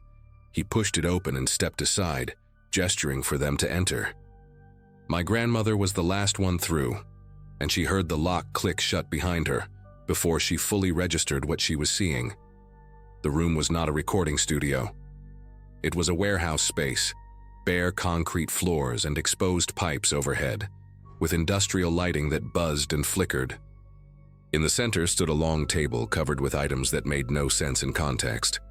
Jewelry, watches, stacks of documents, a typewriter, several cameras, and what looked like bundles of cash wrapped in rubber bands. 3 men sat on folding chairs against the far wall, none of them dressed like music executives. They wore work clothes, denim and flannel, and they watched the women enter with expressions that my grandmother described as hungry, like they had been waiting a long time for this moment. Clive walked past the women toward the table, still smiling, still projecting that easy confidence. He picked up a manila folder and opened it, reading aloud from what appeared to be a script. He said they had been selected for a special opportunity, a chance to earn more money in one afternoon than most session singers made in a year. All they had to do was follow instructions. One of the other women, a blonde with a southern accent, asked what kind of instructions. Clive set down the folder and explained, in the same pleasant tone he might use to discuss recording schedules, that they would be driving to a location in Beverly Hills and retrieving certain items from a residence while the owners were away. My grandmother said the reality of the situation hit her like a physical blow. This was not an audition. This was a recruitment, and they were being asked to commit burglary. The other 2 women reacted differently than she expected. The blonde went pale and started crying quietly, but the 3rd woman, a brunette who had introduced herself as Francine, seemed almost unsurprised, like she had suspected something was wrong from the beginning but had come anyway. Clive continued talking, explaining that the homeowners were out of the country, that the security system had already been disabled by an inside contact, that the whole job would take less than an hour. He emphasized that no one would get hurt, that the items they were taking were insured, that the victims were wealthy people who would barely notice the loss. He made it sound reasonable, almost victimless. Then he mentioned the compensation. $10,000 each in cash paid immediately upon completion. My grandmother told me that even in her fear, even knowing this was deeply wrong, some part of her brain did the math. $10,000 in 1974 was more than she and my grandfather earned in 6 months combined. She hated herself for even considering it, but that hesitation, those few seconds of temptation, bought her enough time to notice something important about the room they were standing in. There was a second door. It was partially hidden behind a stack of wooden pallets in the corner, painted the same gray as the walls, but she could see the outline of a frame and the glint of a handle. She did not look at it directly, did not want to draw attention, but she mapped its position in her mind while Clive kept talking. He was explaining the logistics now, how they would travel in separate vehicles, how they would enter through a service entrance at the back of the property, how each woman would be responsible for specific items on a list. One of the men against the wall stood up and walked toward them, holding 3 pairs of thin leather gloves. My grandmother accepted hers without making eye contact, feeling the soft material between her fingers, understanding that this was real, that these people had done this before, that they had a system. The blonde woman was openly sobbing now, saying she wanted to go home, that she had a daughter waiting for her. Clive's demeanor shifted for the first time. His smile remained, but something cold entered his voice when he told her that leaving was not an option, that they knew where she lived, where her daughter went to school, that cooperation was the only path forward. The room went silent except for the buzzing lights overhead. My grandmother felt her heart pounding so hard, she worried the men could see it through her blouse. Francine spoke up then, asking practical questions about the timeline, the target address, what kind of vehicle they would be using. My grandmother realized with a sickening clarity that Francine was going to go through with it, that she had already made her decision, perhaps before she even walked into this building. Clive seemed pleased by her cooperation and turned his attention to answering her questions in detail. While he was distracted, my grandmother took a small step backward, then another, positioning herself closer to the hidden door. She was not thinking clearly, operating on pure survival instinct, her body making decisions her conscious mind had not yet approved. The blonde woman suddenly collapsed onto the floor, hyperventilating, and both of the seated men rushed forward to help restrain her. In that moment of chaos, with everyone's attention on the crying woman, my grandmother moved. She crossed the distance to the pallets in 4 quick strides, found the door handle, and pulled. It was unlocked. She slipped through into darkness and ran without looking back, her heels clattering against concrete, her lungs burning, her mind completely blank except for one repeating thought: "Get out, get out, get out." The door led to a narrow corridor that smelled like motor oil and rust. Emergency exit signs glowed red at intervals along the ceiling, and she followed them blindly, stumbling twice on debris she could not see, tearing her stockings on something sharp. She could hear shouting behind her now, male voices echoing off the walls, but she did not slow down. The corridor ended at a metal fire door with a push bar, and she hit it at full speed, bursting out into blinding afternoon sunlight. She found herself in an alley behind the building, dumpsters overflowing with garbage, a stray dog watching her from beside a pile of cardboard boxes. Her Volkswagen was parked on the other side of the building, impossible to reach without being seen, so she made a decision in a fraction of a second and ran the opposite direction, toward the street. She kicked off her heels and sprinted barefoot on hot asphalt, not caring about the pain, not caring about anything except putting distance between herself and that gray concrete room.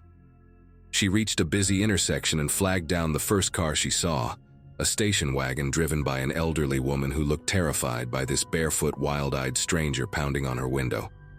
My grandmother begged her to drive, said she was being chased, said her life was in danger. The woman hesitated for only a moment before unlocking the door. They drove in silence for several miles before my grandmother felt safe enough to speak. The woman, whose name she never learned, dropped her at a gas station in Burbank, where she called my grandfather from a payphone. She was crying so hard she could barely form words, and he left the wedding reception immediately, driving 90 miles an hour up the freeway to reach her. When he arrived, she told him everything, every detail, sitting in the front seat of his car in that gas station parking lot while the sun went down. My grandfather wanted to go to the police, but my grandmother refused. Clive knew her name, knew where she worked, probably knew where they lived. These were not amateurs running a small-time scam. This was organized, methodical, and clearly not the first time they had done this. She had seen the items on that table, dozens of stolen goods ready for distribution, and she had seen the look in those men's eyes when the blonde woman tried to refuse.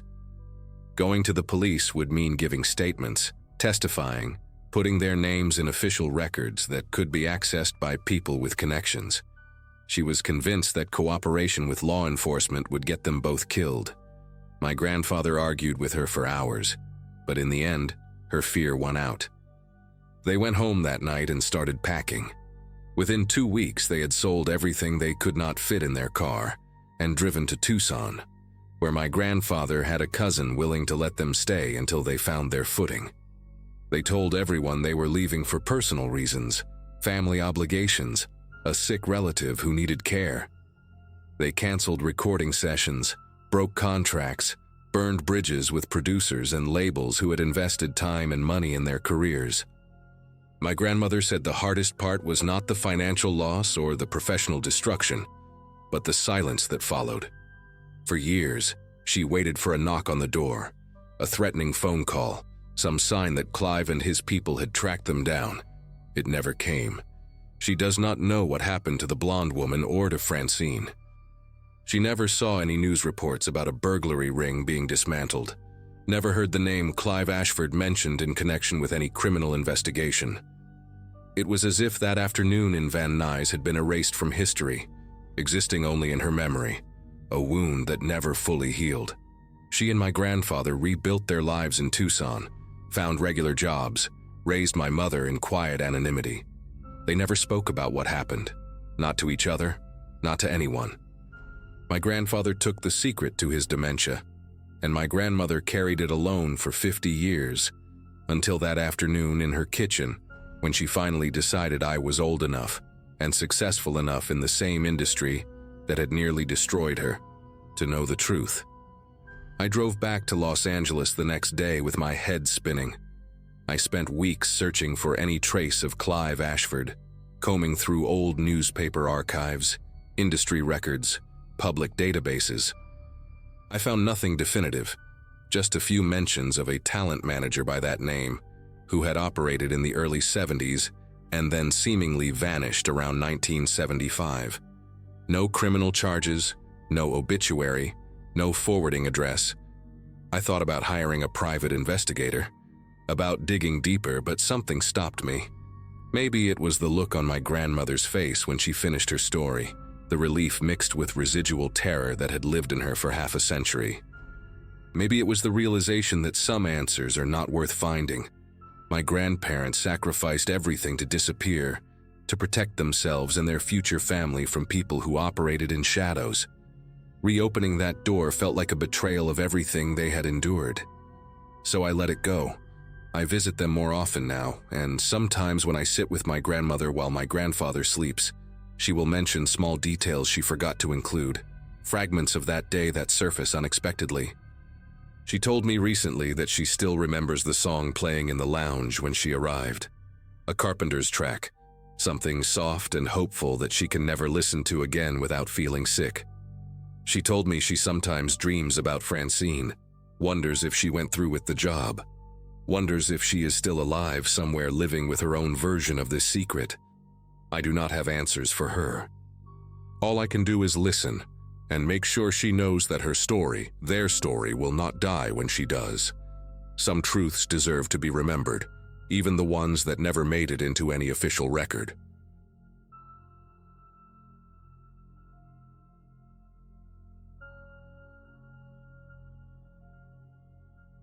Late summer in 2024 found me staying at my grandmother Edith's house for a few nights, trying to help my mom manage things from a distance. Life had slowed down for me then. Freelance work, no strict schedule, and a lot of quiet hours that made the request feel manageable. Edith lived alone in a modest suburban home, the kind with narrow hallways and doors that never quite lined up right. Her dementia had been getting worse, especially after sunset, but during the day she could still hold a conversation and joke about old TV shows. I told myself this was just family duty, nothing dramatic. The first evening passed with mild confusion, repeated questions and a nervous habit of checking windows. Still, she recognized me, called me by name, and insisted on making tea she forgot to drink. I slept in the guest room, shoes by the bed, just in case she wandered. At that point, fear wasn't part of the equation yet. As daylight faded the next evening, her behavior shifted in a way I hadn't seen before.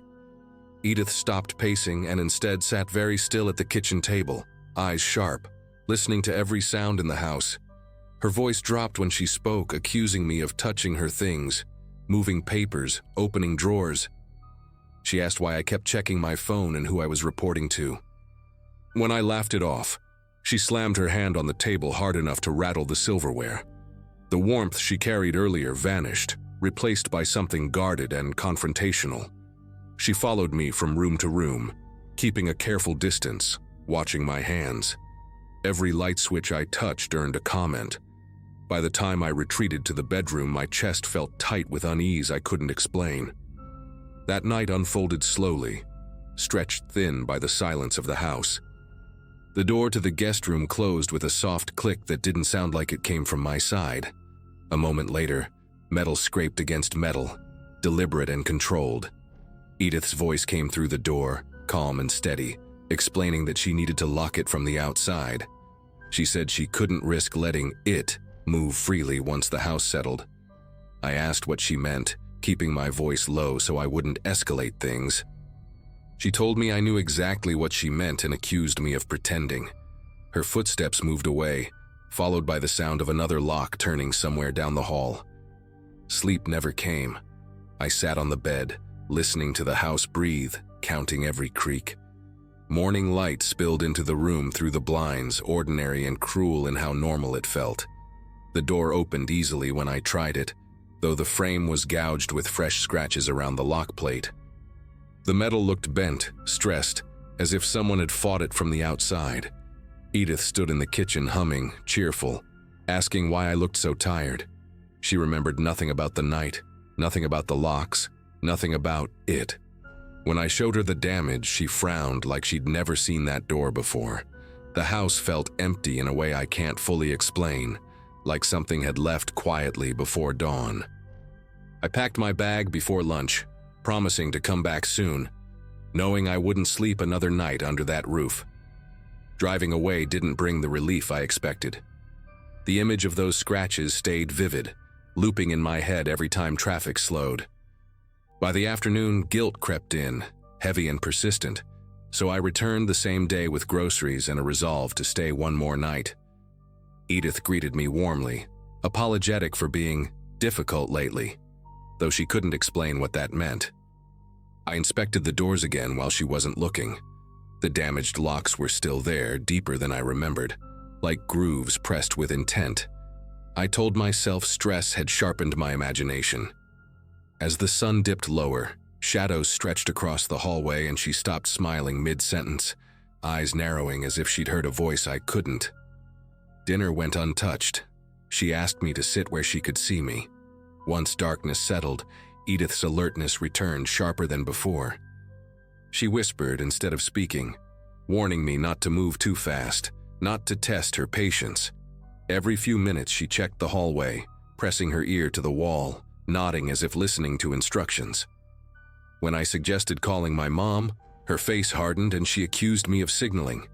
She blocked the kitchen doorway with a chair, explaining that pathways mattered at night. The house felt smaller with every adjustment she made, furniture dragged into odd positions, lamps unplugged. When I finally excused myself to the bedroom, she followed, standing just far enough away that I couldn't read her expression clearly. The door closed between us, and I waited for the sound I dreaded.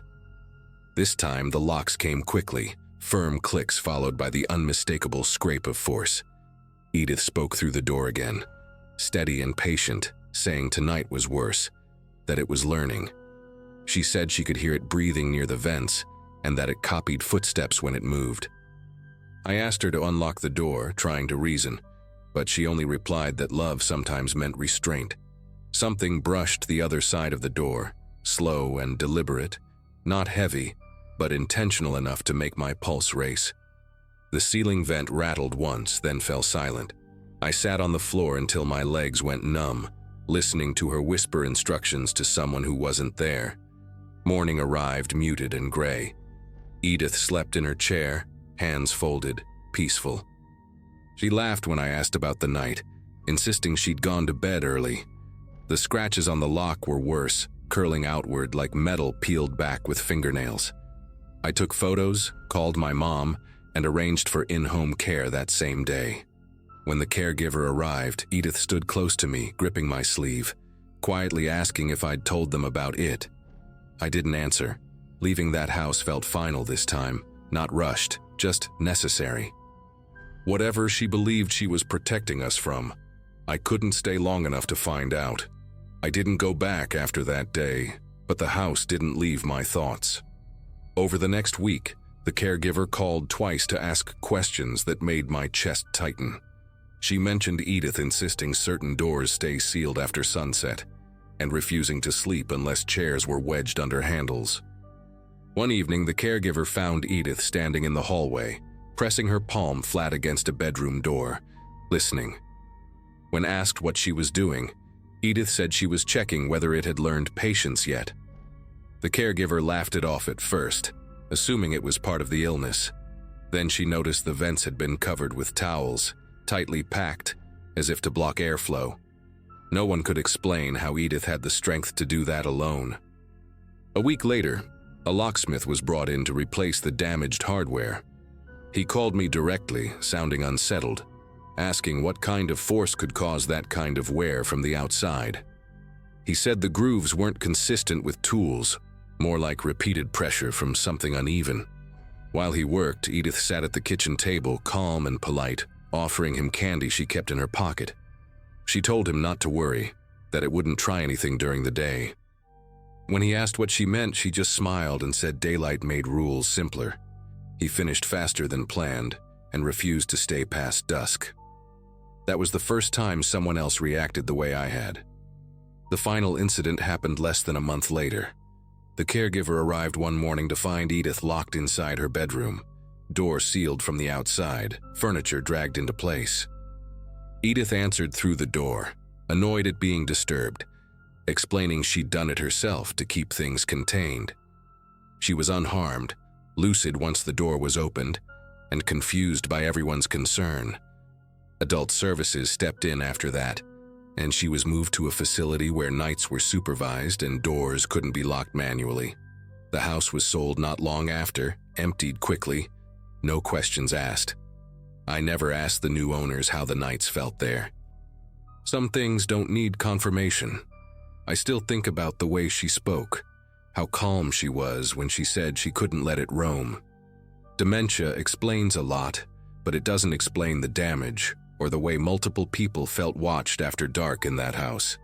Maybe she believed she was protecting us from something imaginary, or maybe fear gave her strength and purpose when her mind was failing. What I know is this: after she moved out, no more locks were scratched, no doors sealed themselves, and no one reported sounds in the vents. Whatever she thought she was keeping in check, it stopped the moment she left. And that's the part I don't try to rationalize anymore.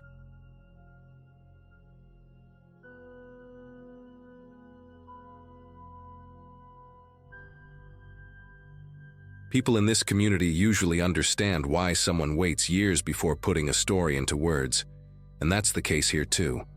I'm writing about something that happened during the last stretch of my childhood, in a quiet town where routines mattered more than questions. At the time, my days were split between school, a part-time job at a hardware store, and wandering the neighborhood with friends until the streetlights buzzed on. Life felt narrow but stable, the kind of rhythm you don't think will ever break. One person who fit into that rhythm was a girl named Kara, someone I'd known since elementary school. We lived 3 blocks apart, shared the same bus stop, and had the kind of friendship that didn't need constant talking. Her house always smelled faintly of boiled vegetables and old paper, a detail that stuck with me even then. None of us imagined how abruptly that familiar presence could vanish. Kara lived with her grandmother, a woman everyone called Mrs. Wilkes, who seemed ancient even back then. She moved slowly, spoke carefully, and kept her curtains drawn tight no matter the time of day. Over one summer, her behavior shifted in a way that adults whispered about but never explained to us. She began repeating herself mid-sentence, snapping over tiny things like shoes left by the door, or insisting the windows stay sealed even in the heat. Kara stopped staying out late and started leaving our hangouts early, always citing rules she couldn't bend. When I visited, I noticed notes taped to the fridge listing exact meal times and portions, written in shaky ink. The house felt tense, like it was holding its breath. Still, nobody called it dangerous, just sad or confusing. As months passed, Kara changed too, in subtler ways that were easy to miss if you weren't close. She started flinching when strangers walked past us on the sidewalk, tugging her sleeves down over her hands. She talked about food as if it were risky, refusing anything that hadn't been prepared a certain way. Sometimes she'd pause mid-conversation, listening for sounds no one else reacted to. When I asked what she heard, she'd shrug and change the subject. Her grandmother stopped answering the door altogether, and the mailbox filled until the metal door barely closed. Neighbors said they saw grocery deliveries left on the porch overnight. The house became a place people glanced at but avoided. Then, without warning or explanation, Kara disappeared. One day her bus seat was empty, and the next week the school office said she'd been withdrawn. Mrs. Wilkes' house went dark. The notes vanished from the windows, and a lock appeared on the outside of the gate. Adults gave rehearsed answers about family matters and told us to stop speculating. Years later, after I'd left town and built a life elsewhere, curiosity pulled me back into the story. Public records showed both Kara and her grandmother had been living in near isolation for a long time, following rigid schedules and strict rules driven by fear. Doctors later suggested untreated psychological illness, especially in the grandmother. What still unsettles me is how closely Kara's breakdown mirrored the routines she was taught, and how little anyone intervened before it was too late. After that brief look into the records, I couldn't shake the feeling that something had been quietly buried. I started reaching out to people who'd known the family back then, framing it as nostalgia rather than concern. One former neighbor remembered the exact day things finally collapsed, describing it as unusually quiet, even for that street. According to her, Mrs. Wilkes had stopped allowing any noise in the house, including the radio or television. Kara had been pulled out of school weeks earlier and was rarely seen outside. That day, a delivery driver reportedly waited on the porch for nearly an hour, knocking softly, then louder, before leaving the bags untouched. No one saw movement behind the curtains. The silence bothered people more than shouting ever would have. I tracked down a retired social worker who had briefly reviewed the case years after the disappearance. She spoke carefully, choosing words like she was still being recorded. She explained that the grandmother had developed severe paranoia, centered around contamination and outside influence. Her routines weren't just habits but protective rituals, enforced with absolute authority. Kara's role shifted from child to participant, then to enforcer, mirroring behaviors that kept them safe. The records noted that Kara resisted at first, sneaking food or lingering at windows. Over time, those acts stopped. The social worker said this kind of psychological entanglement was rare but devastating, especially without intervention. What disturbed me most was learning how that final day unfolded. Emergency services were called by a neighbor after a smell-raised concern, something sour and unmistakably wrong. Inside, they found Mrs. Wilkes unresponsive, her body already cold. Kara was still alive, sitting at the kitchen table, following the schedule taped to the wall. She hadn't eaten since the previous evening because the next mealtime hadn't arrived yet.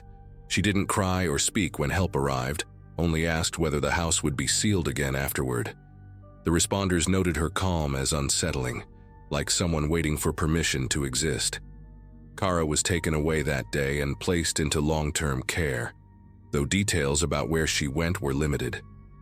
Her grandmother's death was ruled natural, but the circumstances raised concerns that never led to charges. The house was sold, cleaned, and repainted, erasing visible traces of what happened inside. Still, whenever I think back to that single day, it feels like a quiet ending to a long, invisible disaster. A child learned fear as routine, obedience as safety, and isolation as love. Even now, I wonder how different things might have been if someone had knocked harder, asked more questions, or refused to look away. What followed was a kind of quiet aftermath that didn't make headlines or inspire town meetings. Kara became a topic people referenced vaguely, as if details might summon something unpleasant back into the room. I learned she was evaluated extensively and diagnosed with severe anxiety shaped by prolonged psychological control. Professionals believed she could improve, but only with long-term care and strict boundaries separating her from the patterns she'd learned. The grandmother's influence was described as pervasive, not malicious in a simple sense, but consuming. Fear had structured every hour of that house. When authorities removed Kara, they also removed the framework she understood as survival. Recovery, I was told, meant rebuilding her sense of time, choice, and trust from the ground up. I drove past the old house once after learning all this, mostly out of a need to see it with my own eyes. The curtains were open now, and someone had planted flowers along the fence line. From the outside, it looked ordinary, almost inviting. Standing there, I tried to reconcile that image with the lists on the fridge, the locked gate, the silence stretching day after day. It struck me how easily suffering can blend into a neighborhood without triggering alarms. Nobody thought to question the rules inside that home, because they were labeled as personal, private, and therefore untouchable. That realization stayed with me longer than the story itself. I sometimes think about Kara sitting at that kitchen table, following instructions that no longer protected anyone. The image isn't dramatic, just deeply sad. A child trained to obey fear until it replaced instinct. Medical explanations help, but they don't erase the feeling that something human failed long before professionals were called. The systems designed to notice patterns didn't notice hers. Friends like me didn't recognize the warning signs for what they were. We accepted oddness as character, control as care, and silence as normal. Those small allowances accumulated into years of isolation. Sharing this now isn't about reopening wounds or assigning blame. It's about acknowledging how quietly damage can spread when routines harden into law and love becomes conditional. Kara survived, and that matters, even if her life took a path none of us imagined. The house moved on, the town moved on, and most people forgot. I didn't, and I probably never will. Some stories don't end with answers, only with the knowledge that attention, when delayed, can change everything. That's the part I carry with me, and the reason I finally wrote this down.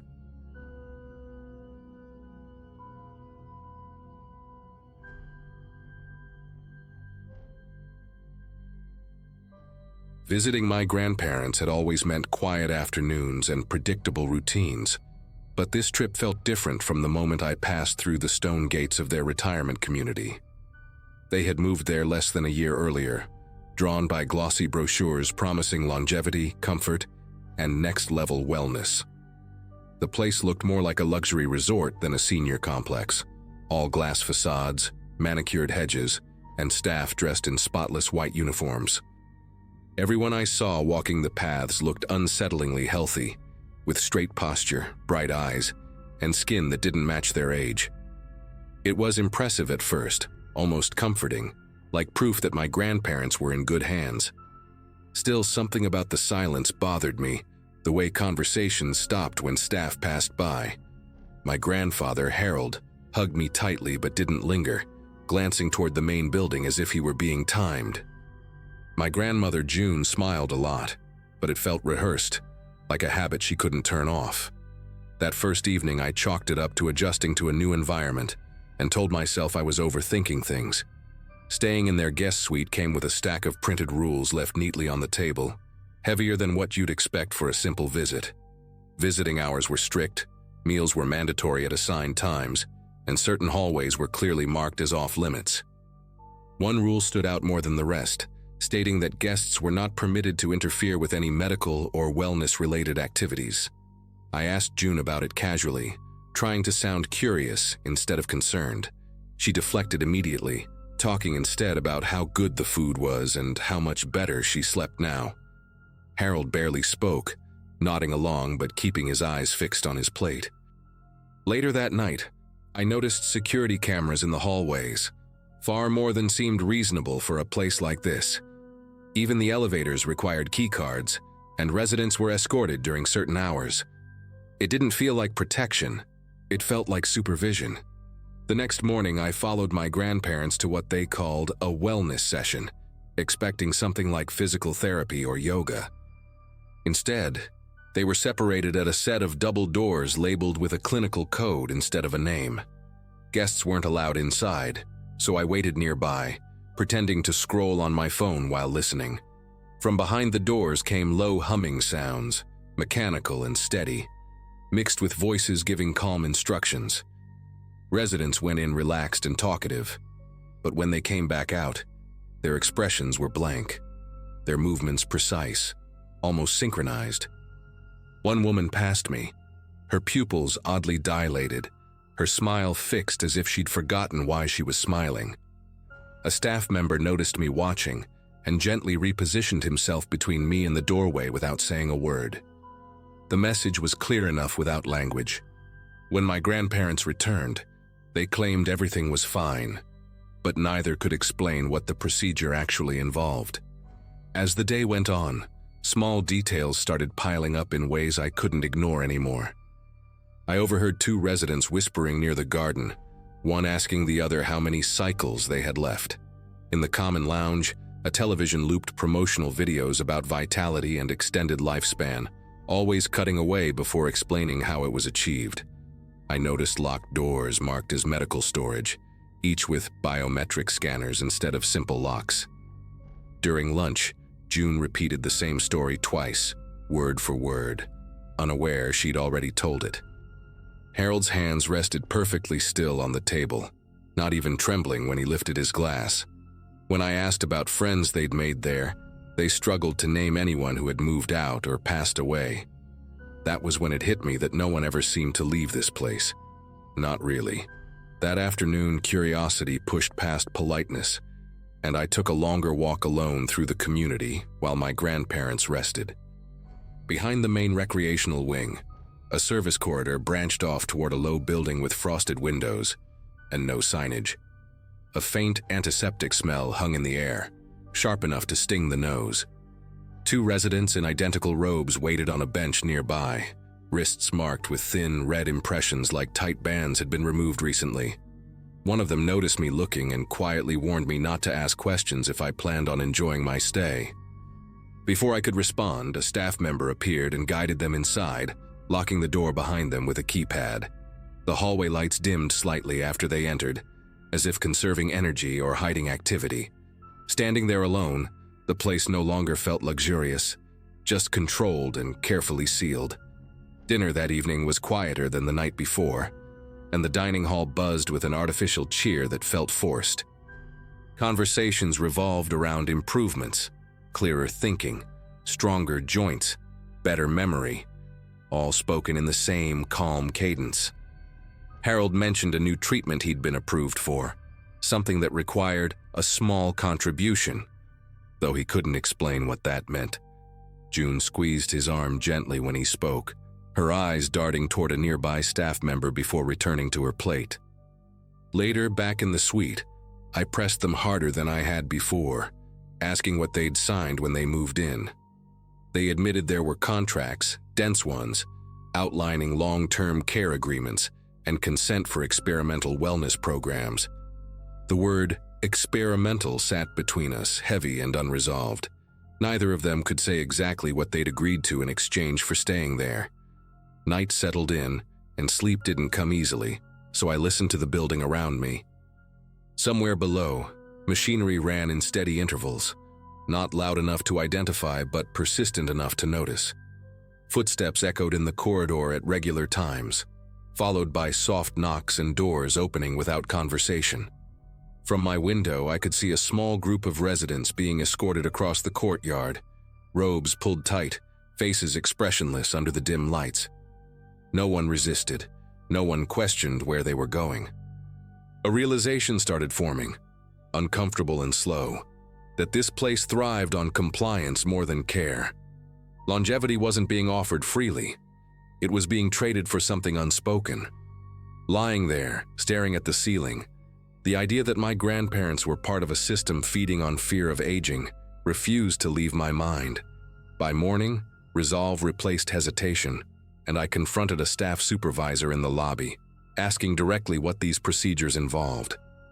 The response was smooth and rehearsed, full of vague language about regenerative therapies and cognitive preservation.